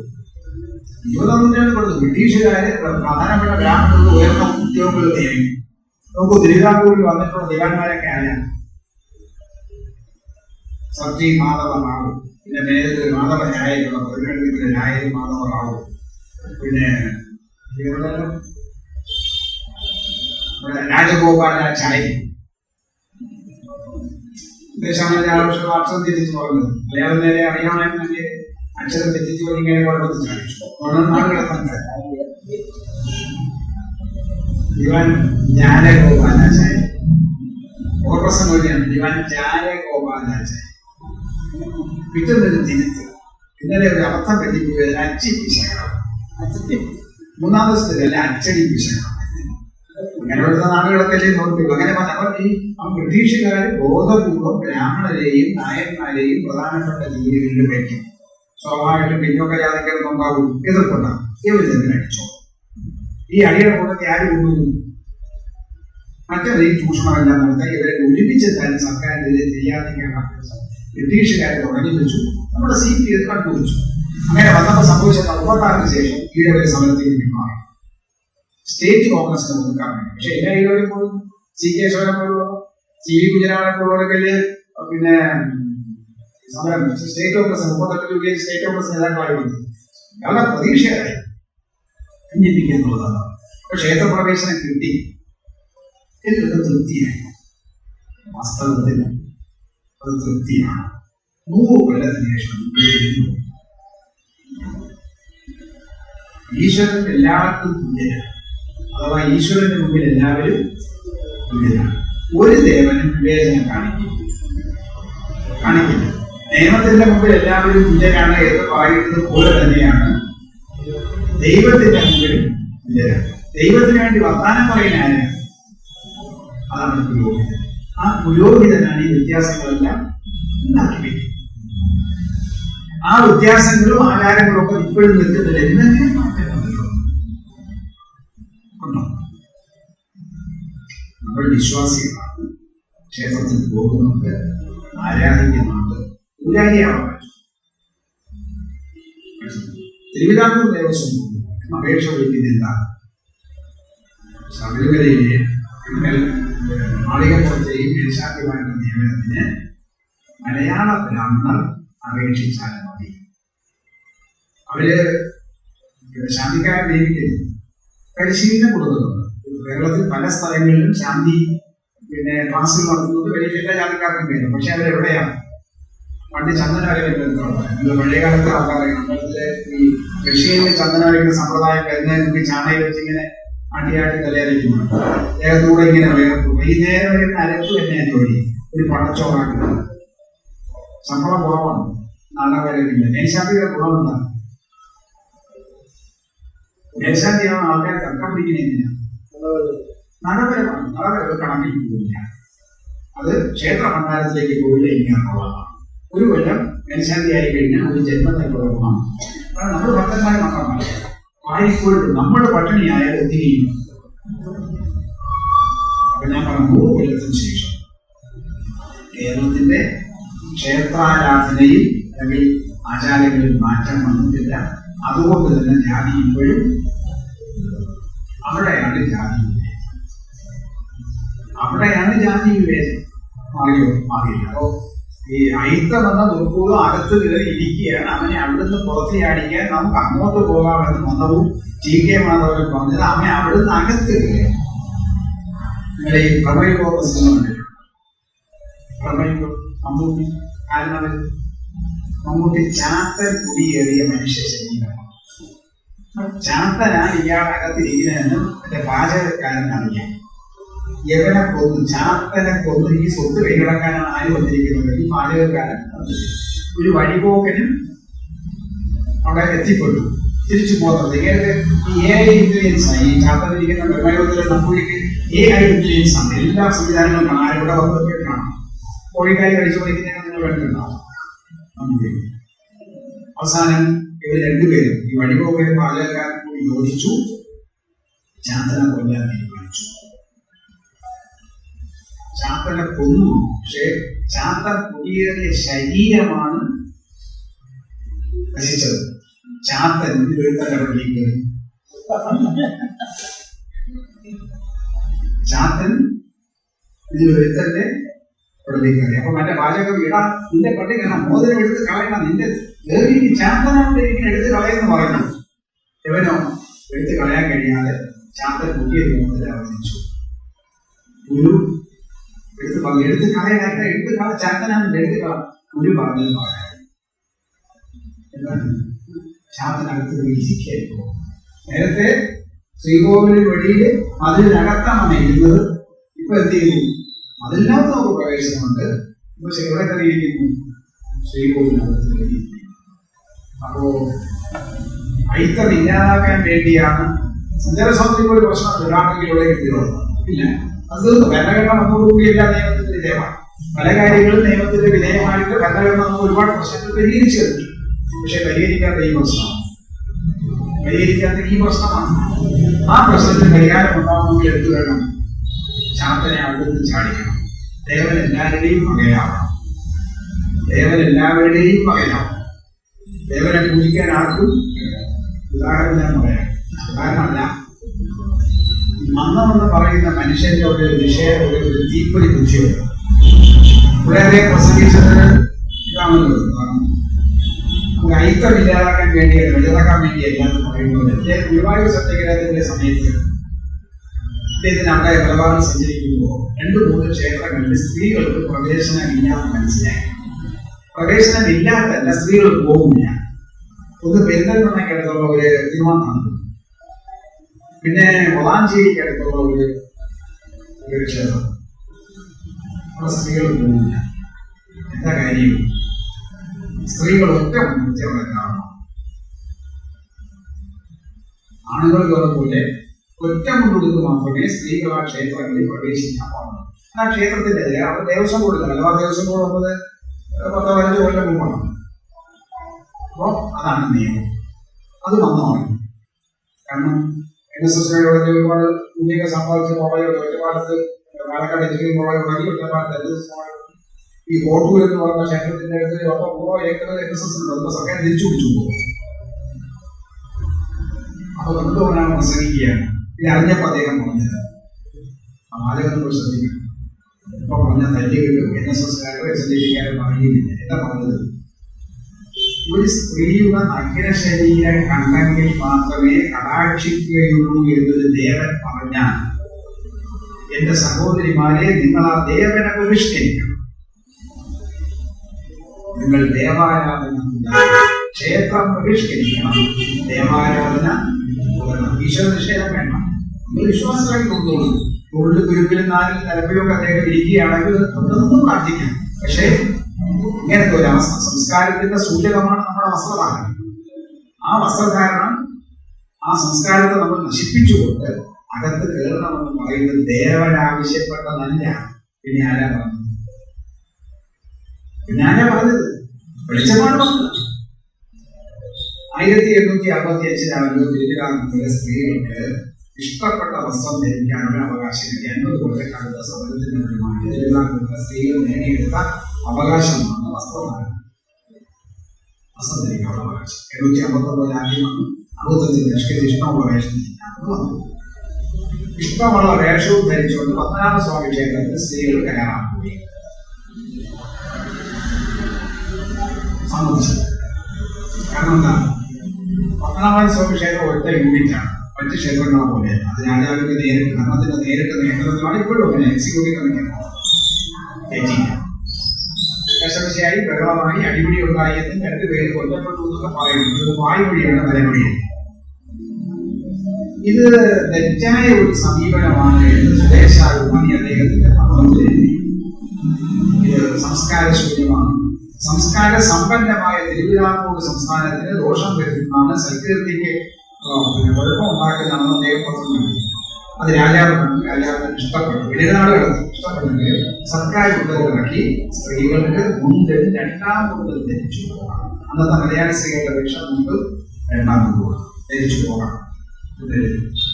അങ്ങനെ ധരിച്ചു. പിന്നീട് സാരി സാരിയും മലയാളി സ്ത്രീകളുടെ വേഷമാണ്. മലയാളിക്ക് സ്ത്രീക്ക് വേഷം കിട്ടുന്ന എങ്ങനെയാണ്? മലയാളി സ്ത്രീകൾക്ക് ലക്ഷ്മി ദേവിക്കും സരസ്വതി ദേവിക്കും സാരി വാങ്ങിച്ചു കൊടുത്ത രാജാവാണ്. ചിത്രകലയിലൂടെ ഞാൻ അവിടെ കലയുടെ ഒരു ശക്തിയുണ്ട്. ഒരു സമീകരണത്തിന്, ഒരു ഏകീകരണത്തിന് കലയ്ക്ക് സാധിക്കും. കലയ്ക്ക് അപാരമായ ശക്തിയുണ്ട്. അങ്ങനെയാണ് ഈ സ്ത്രീകൾ സാരി ഉടുക്കുന്നത്. സാരി ഉടുക്കൊണ്ട് വരുന്നതിന് പത്മനാഭൻ ശ്രമിച്ചു. ഇപ്പോഴത്തെ പ്രശ്നം എന്താ? ചുരിദാർ ധരിച്ചു പറ്റൂ. നമ്മുടെ ജീവിതശൈലി മാറുന്നതനുസരിച്ച്, വ്യവസ്ഥ മാറുന്നതനുസരിച്ച് നമ്മുടെ വസ്ത്രധാരണം മാറും. വസ്ത്രധാരണം മാറണമെന്ന് നമുക്ക് പറയാൻ പറ്റും. നമ്മൾ ആരെങ്കിലും അത് പാലിക്കുന്നതാണ്. നമ്മൾ വിശ്വാസികളാണ്, ആചാരങ്ങളിൽ മുഖ പിടിക്കുന്നവരാണ്. പക്ഷെ വസ്ത്രധാരണത്തിന്റെയോ ആഹാരത്തിന്റെയോ കാര്യത്തിൽ നമ്മൾ മാറ്റം വരുത്തുന്നു. മാറാതിരിക്കുന്നുണ്ടോ? ഇല്ലല്ലോ. ആഹാരമെല്ലാം മാറ്റി, നമ്മുടെ ശൈലി മാറിയില്ലേ? കഞ്ഞൂടി ഇല്ലാതായി, കഞ്ഞീരില്ലാതായിട്ട് പഴങ്കഞ്ഞി പണ്ടേ പോയി. പണ്ട് തലേന്ന് കഴിക്കുന്ന ആഹാരത്തിന്റെ ബാക്കി വെള്ളമൊഴിച്ച് വെച്ചിട്ടാണ് പഴങ്കഞ്ഞി കുടിക്കുന്നത്. കുഞ്ഞുങ്ങൾക്ക് പട്ടിണി മാറ്റാൻ വേണ്ടി കൊടുക്കാനാണ്. അത് കഴിച്ചിട്ട് കുഞ്ഞുങ്ങൾ പലപ്പോഴും കുട്ടിക്കൊണ്ടിരുന്നത്. ഉച്ചയ്ക്ക് വച്ചോളം കുടിച്ചിട്ട് വൈകിട്ട് വരുമ്പോഴാണ് എന്തെങ്കിലും പുഴുങ്ങിയ കിഴങ്ങോ കിട്ടുന്നത്. നാട്ടിൽ പോകുന്ന പട്ടിണിയുടെ കഥ. ഇപ്പൊ അതിന് പഴങ്കഞ്ഞി കുടിക്കാൻ പാടില്ല. ഡോക്ടർ പറയും കൊടുക്കരുത്, മുളവേദനയാണ് പറ്റും. ഒരുപാട് പ്രശ്നം ഡോക്ടറെ എടുത്ത് പോയി നമുക്ക് ആഹാരം കഴിക്കാനില്ല.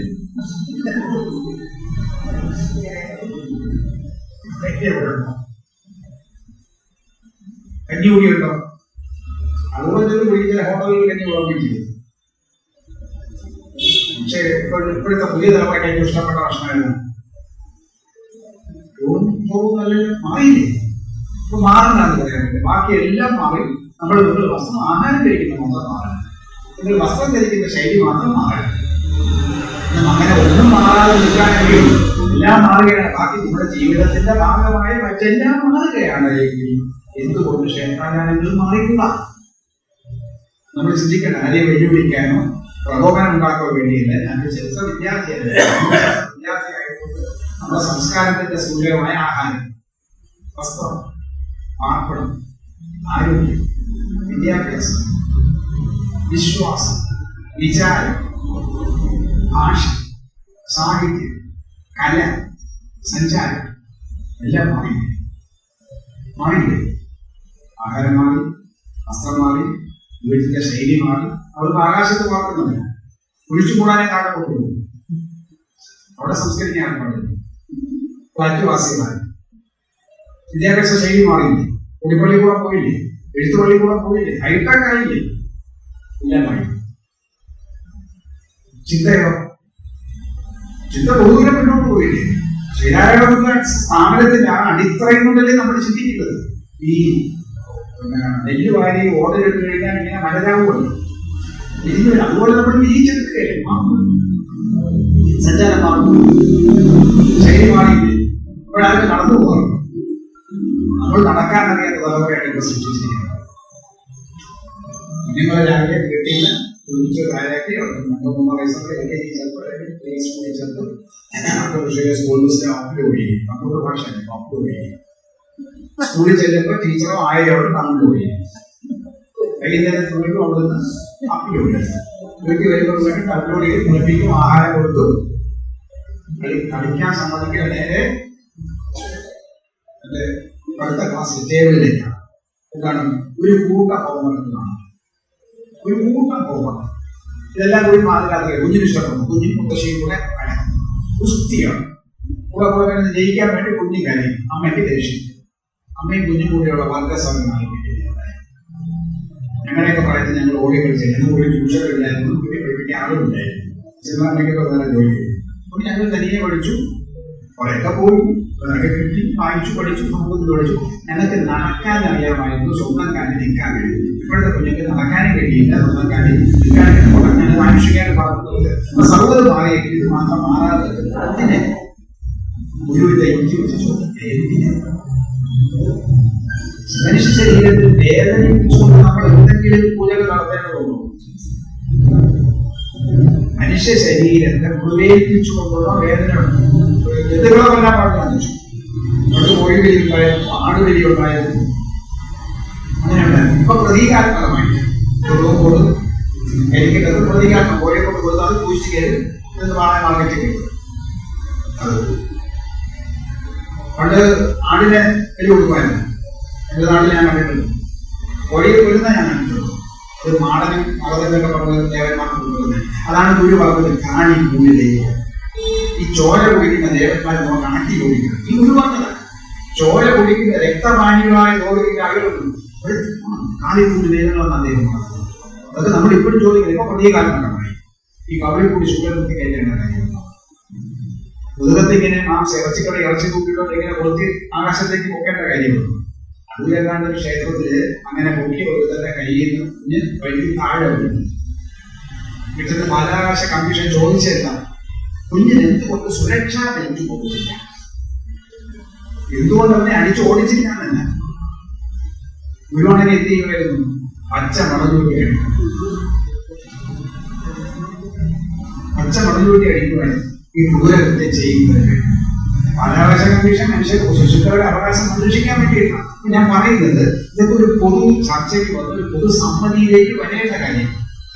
ഒരു കാര്യം കൂടെ പറഞ്ഞ് ഞാൻ അവസാനിപ്പിക്കുകയാണ്. 2002 വൈക്കത്ത് തുടങ്ങിയ ഒരു ശീലമാണ്. വൈക്കത്ത് ഒരു കുലവാഴ ഘോഷയാണ്. വൈക്കത്ത് അഷ്ടമി 12 ദിവസമൊക്കെ നിന്നത്. വൈക്കത്ത് അഷ്ടമി നാളിൽ നമ്മൾ അഞ്ചിക്കാരി കണ്ട പാട്ടൊക്കെ ഓർമ്മയുണ്ട്. ആ വൈക്കത്ത് അഷ്ടമി അനുസരിച്ച് 2002 ഒരു കുലവാഴ ഘോഷയാണ് തുടങ്ങി. NSS കൊലവാടി. അപ്പൊ മറ്റ് ജാതി സംഘടനക്കാര് ഞങ്ങൾക്ക് ഒരു കൊലവാഴ വേണം. NSS വന്നു, കൊല ഞങ്ങൾ ഈ പിന്നെ മമ്മൂട്ടിയുടെ ഒരു മലയാള സിനിമയുണ്ടെന്ന് ആദ്യത്തെ വലിയ അച്ഛൻ ഒരു സിനിമയിൽ കോളേജിലേക്ക് ഒരു പരിപാടി കാണുന്ന മന്ത്രി വരുമ്പോ പടക്കം പൊട്ടിച്ച് കാണണം. കൊല്ലമാണ് ഞങ്ങൾ ചർച്ചയായി വെള്ളം എന്താണ് ഘോഷയാത്ര നടത്താം. പക്ഷെ നമുക്ക് താലപ്പൊടിയാവാം. ഘോഷയാത്ര എമ്പാലും കൊലയും കൊണ്ട് താലപ്പൊടിയാവാം. സമ്മതിച്ചു. എങ്ങനെയാ താലപ്പൊടി? സെറ്റ് മുണ്ട് ബ്ലൗസ്, അതാണ് താലപ്പൊടിക്ക് യൂണിഫോം. സെറ്റ് മുണ്ട് ഒരു പ്രത്യേക നിറത്തിലുള്ള ബ്ലൗസ് ഒരു ജാതി, മറ്റൊരു നിറത്തിലുള്ള ബ്ലൗസ് അടുത്ത ദിവസം തുടങ്ങിയാണ്. ഇങ്ങനെ 4-5 ജാതിക്കാർ ഇപ്പൊ സെറ്റായിട്ട് നടത്തിക്കൊണ്ടിരിക്കുകയാണ്. അപ്പൊ ജാതി പോയവരും അയിത്തം പോയവരും ചെയ്യും. അപ്പൊ ബ്ലൗസിന്റെ നിറം കണ്ടാൽ ഏത് ജാതി എന്നറിയാം. അല്പം ജനറൽ നോളജ് വേണം. ഈ ജാതി ഇന്ന ജാതിക്ക് ഇന്നതാണെന്ന് വെച്ചാൽ നമ്മള് വണ്ടി ഡ്രൈവ് ചെയ്യുമ്പോൾ സിഗ്നൽ കണ്ടാൽ അറിയാമല്ലോ. ഒരു കുട്ടി ഇരിക്കുന്നതാണെങ്കിൽ അതാണ്, സീബ്ര വര കണ്ട പമ്പ് കാണും, അല്ലെങ്കിൽ നിങ്ങൾ ക്രോസ് ചെയ്യാനുള്ള സ്ഥലമാണെന്നൊക്കെ അറിയുന്നത് പോലെ അല്പം പൊയ്യാളത്തിന് മുന്നറിയിപ്പ് വേണം. അപ്പോ ഇന്ന ബ്ലൗസ്, മഞ്ഞ ബ്ലൗസ് ഇന്ന ആൾക്ക്, പിങ്ക് ബ്ലൗസ് ഇന്ന ആൾക്ക്, വെള്ള ബ്ലൗസ് ഇന്ന ആൾക്ക് തീരുമാനം. അപ്പൊ എങ്ങനെയുണ്ട് 100 കൊല്ലത്തിന് ശേഷം? ഇപ്പോഴും മാറ്റി. ഞാൻ ഈ സംസാരിക്കുന്ന സമയം അപ്പൊ മാറേണ്ടത് ആരാണ്? ദൈവത്തിനൊരു കുഴപ്പം. ദൈവം കുഴപ്പം ഉണ്ടാകില്ല. അങ്ങനെ ആണപ്പായിട്ട് കൂട്ടി അകത്തിരുത്തി അദ്ദേഹത്തിന്റെ പേരിൽ വ്യാഖ്യാനിക്കുന്നവരാണ് പ്രശ്നം ഉണ്ടാക്കുന്നത്. അവരുടെ മനസ്സിലാണ് ഈ കുഷ്ണം, മനസ്സിലാണ് ഈ കുഷ്ണം. അത് മാറും, അത് മാറും. അത് മാറണമെങ്കിൽ എന്ത് വേണം? അവരെ മാറ്റണം. അവരെ മാറ്റണം. എങ്ങനെ? നമ്മൾ പൂജാരിയാവും. ചീഫ് സെക്രട്ടറിയും പിന്നെ സൈന്യാധിപത്യമൊക്കെ ആവാൻ ആരാണ്? അവർക്കും ആവാമല്ലോ, പരീക്ഷ എഴുതി പാസ്സായ. അതുപോലെയാക്കണം. ദേവനെ ജനകീയല്ലേ? ദേവൻ ജനങ്ങൾക്ക് വേണ്ടി. ജനങ്ങളില്ലെങ്കിൽ ദേവനാണ്. ബൗദ്ധകാലത്ത് ദേവന്റെ സ്ഥിതി എന്തായിരുന്നു? ഈ പൂജാരിമാൻ ആരെങ്കിലും അവിടെ പ്രാണരക്ഷാർത്ഥം ഓടി വിളിച്ചിരിക്കും. പ്രാണരക്ഷാർത്ഥം ഓടി രക്ഷപ്പെട്ടില്ലേ? അപ്പൊ നമ്മൾ മാറി ചിന്തിക്കും. ഇപ്പോൾ പ്രബുദ്ധ കേരളമാണ് എന്ന് പറഞ്ഞിട്ട് കഴിയില്ല. പ്രബുദ്ധത ഇവരുണ്ടാക്കി വെച്ചത്. പ്രബുദ്ധത ഉണ്ടാക്കിയതല്ല. ഈ സന്യാസ ശ്രേഷ്ഠന്മാരും അവരുടെ പിന്തുണക്കാരും കൂടിയാണ്. അവരെ കൂടെ നിന്നവരാണ്.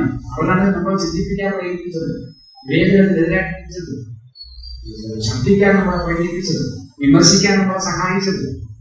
അതൊക്കെയാണല്ലോ നമ്മൾ നവോത്ഥാന മൂല്യങ്ങൾ എന്ന് പറയുന്നത്. വിമർശിക്കാനുള്ള, ചോദ്യം ചെയ്യാനുള്ള, പിന്നെ വ്യക്തത സംസാരിക്കാനുള്ള അനുവാദമൊക്കെ തന്ന ഈ പേരില്ല. അല്ലെങ്കിൽ ബാബുക്ക് ആരും സംസാരിക്കാറില്ലല്ലോ. അര കുറിച്ച് നിൽക്കുന്നതാണല്ലോ. ആരും മുണ്ടെടുത്ത് അരയിൽ കെട്ടിക്കൊണ്ട് ഓച്ചാനിച്ച് നിൽക്കാറില്ലല്ലോ. അത് തോളത്തിലാണ്, തലയിൽ കെട്ടാനല്ലേ ചെയ്യുന്നല്ലോ. അപ്പൊ ആ ഒരു മാറ്റം വന്നെങ്കിൽ ഇക്കാര്യത്തിൽ മാറ്റം വേണം. ആകാതിരിക്കാൻ പറ്റില്ല. മാറ്റി ചട്ടങ്ങളെ ഇല്ലെങ്കിൽ സ്വയം അത് മാറ്റി. നിങ്ങളെ ശിഷ്യൻ പറഞ്ഞില്ല, ചിത്തസ്വാമി പറഞ്ഞില്ലേ, മാറ്റി ചട്ടങ്ങൾ ഇല്ലെങ്കിൽ സ്വയം അത് മാറിക്കൊള്ളുന്നത് അറിയാനും അങ്ങനെ ഇരിക്കാൻ പറ്റില്ല. അതാണ് മാനവ സന്ദേശം. ആ സന്ദേശമാണ് വെക്കേറ്റ് സർട്ടിഫിക്കറ്റ് നൽകുന്നത്. മൂല്യം അവസാനിപ്പിക്കുന്നത്.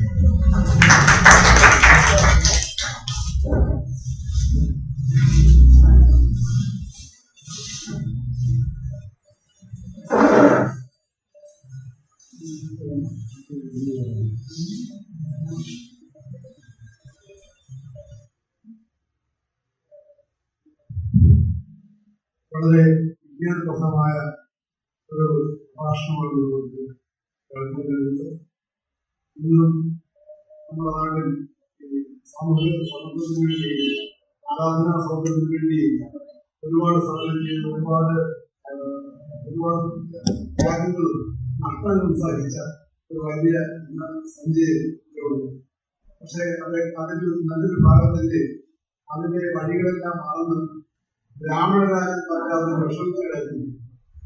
ആരാധനാ സ്വാതന്ത്ര്യവും സഞ്ചാര സ്വാതന്ത്ര്യവും മറ്റൊന്ന് തന്നെ കൃത്യമായപ്പോൾ ബ്രാഹ്മണരായി കൂടാത്തവരും വിഷമിച്ച് കിടക്കും. ബ്രാഹ്മണൻ പറ്റാത്തവരും വിഷമിച്ച് കിടക്കുന്ന മഹത്വന്മാരുടെ നാടാണ് നമ്മളിന്ന് നോക്കുമ്പോൾ നമ്മൾ തിരിച്ചറിയുന്നത്. അതായത് വളരെ ലളിതമായ ആരാധനാ ക്രമങ്ങളും ലളിതമായ ആരാധന രീതികളും ക്ഷേത്ര ആരാധനകളും കാണിച്ചു തന്ന വലിയ മഹാന്റെ പ്രവർത്തനങ്ങൾക്ക് യാതൊരു തരത്തിലും മഹത്വവും കൽപ്പിക്കാത്ത ഒരു തലമുറയായ നമ്മുടെ സംവിധാനങ്ങളിലേക്ക്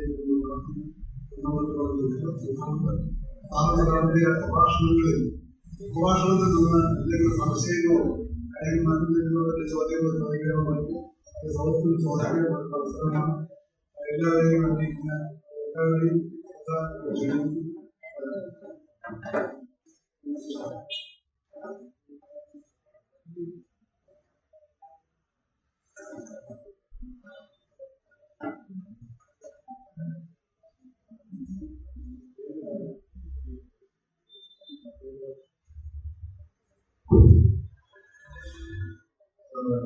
പേര് അവരുടെ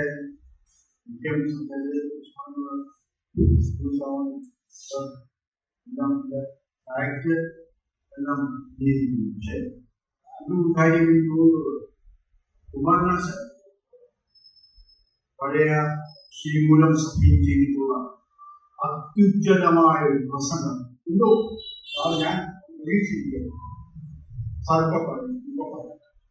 അത് ഏറ്റവും വലിയൊരു കാര്യമാണ്. DK മാസവനെ കാട്ടി ഒരു പടി ഗീതാഞ്ജലി പബ്ലിക്കേഷൻസ് പ്രസിദ്ധീകരിച്ചിരിക്കുന്ന പഴയ ദിവസ സാമാജികന്മാരുടെ പുസ്തകം സാർ വായിച്ചു. അപ്പൊ അതുകൊണ്ട് ഞാൻ അവിടെ ഇരുന്നുകൊണ്ട് സാറിപ്പോ പറയും അതായത് അമ്പലത്തിന്റെ മതിൽ വരെയെങ്കിലും പോകാൻ ഈ പിന്നോക്ക സമുദായം, ഈഴവർഗ മറ്റ് പിന്നോക്ക സമുദായങ്ങളെ അവരെ അനുവദിക്കുന്നു. ഞങ്ങൾക്ക് ക്ഷേത്രത്തിന്റെ അകത്തൊന്നും പോണ്ട, അമ്പലത്തിന്റെ മതിലൊന്ന് കൂടാനുള്ള അവകാശം. അതൊരു ഓടിത്തിരിക്കുന്ന ശ്രീമൂലം സഭയിലെ കുമാരനാശന്റെ ആ പ്രസംഗം ഇത് വളരെ ഉജ്ജ്വലമാണ്. സാറ് ഒരുപാട് കാര്യങ്ങൾ പറയുന്ന കൂട്ടത്തിൽ അത് തോന്നിയും തോന്നും. അതുപോലെ തന്നെ ക്ഷേത്രപ്രവേശന വിളംബരം എന്ന് പറയുന്നത് ശ്രീധരമേനോന്റെ SRCP സാറ് വളരെ ഇതായിട്ട് നോക്കിയിട്ടുള്ള പുസ്തകമാണ്. ഈ ഒരു ആ ക്രെഡിറ്റ് ചിത്തിര തിരുനാൾ മഹാരാജാവിനെ പോകണ്ട എന്ന് കരുതിയിട്ട് ആ ദിവസം തിരഞ്ഞെടുത്തത് ചിത്തിര നക്ഷത്രവും ജ്യോതിയും ചേരുന്ന ഒരു നാളാണ്. ജ്യോതി നാളാണ് നമ്മുടെ രാമസ്വാമി അയ്യരുടെ നാള്. അപ്പോ ഈ ക്രെഡിറ്റ് മൊത്തമായി ചിത്തിര തിരുനാൾ മഹാരാജാവിന് പോകരുത് എന്നുള്ള ഒരു നിലപാട് SRCPക്ക് ഉണ്ടായിരുന്നു എന്നുള്ളതാണ് ചിത്തിരയും ജ്യോതിയും സംയോജിച്ച ഒരു ദിവസം 1936 തിരഞ്ഞെടുത്തു. പിന്നെ എനിക്ക് ഒരു കാര്യം, ഒരു സംശയം സാറ് ഇതിന്റെ ഇമ്പാക്റ്റിനെ കുറിച്ച് ചോദിച്ചു. 100 വർഷം കഴിയുമ്പോൾ എന്താണ് ഇവിടെ ഉണ്ടായിക്കൊണ്ടിരിക്കുന്നത്? ഇപ്പോഴും സാർ പറഞ്ഞ വളരെ കറക്റ്റാണ്. പൂർണ്ണമായും സംതൃപ്തരല്ല. കാരണം ക്ഷേത്രത്തിന്റെ അകത്തെ ആചാരങ്ങളും അനുഷ്ഠാനങ്ങളും ഒക്കെ തന്നെ പഴയ രീതിയിൽ തന്നെയാണ് നിൽക്കുന്നത്. ഒരു കാര്യം, ഈ അമ്പലത്തിലെ സാറ് ഈ സ്ത്രീകളുടെ കാര്യമൊക്കെ പറഞ്ഞു. പുരുഷന്മാരെ സംബന്ധിച്ച് എന്തുകൊണ്ടാണ് ഈ ഷർട്ടൊക്കെ ഊരിയിട്ടത്? എനിക്ക് ആലോചിച്ചിട്ട് പിടികിട്ടുന്നില്ല.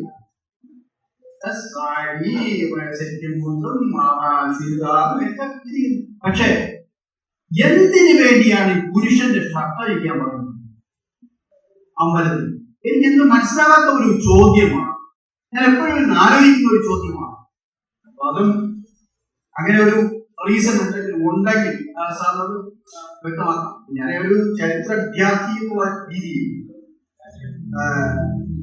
ഇങ്ങനെ നോക്കുമ്പോൾ ഈ പ്രാരംഭൂട്ടി, അതുപോലെ തന്നെ പഴയ കാര്യം വിവർത്തന പ്രക്ഷോഭവും സ്വാതന്ത്ര്യ സമര ചരിത്രവും ഒക്കെ നമ്മൾ നോക്കുകയാണെങ്കിൽ ഇപ്പോഴും എനിക്ക് തോന്നുന്നു ഈ 100 വർഷം പിന്നിട്ടിട്ട് നമ്മൾ ലക്ഷ്യസ്ഥാനത്ത് എത്തിയിട്ടില്ല. അത് സാർ പറഞ്ഞ വളരെ കറക്റ്റാണ്. എനിക്ക് കൂടുതലായിട്ട് ഒരു വായനയിൽ നിന്നുള്ള ഒരു കൊച്ചുകൊണ്ടാണ് ഞാനിത് ഈ കാര്യങ്ങളിലൊന്ന് പറയുന്നത്. ശരി.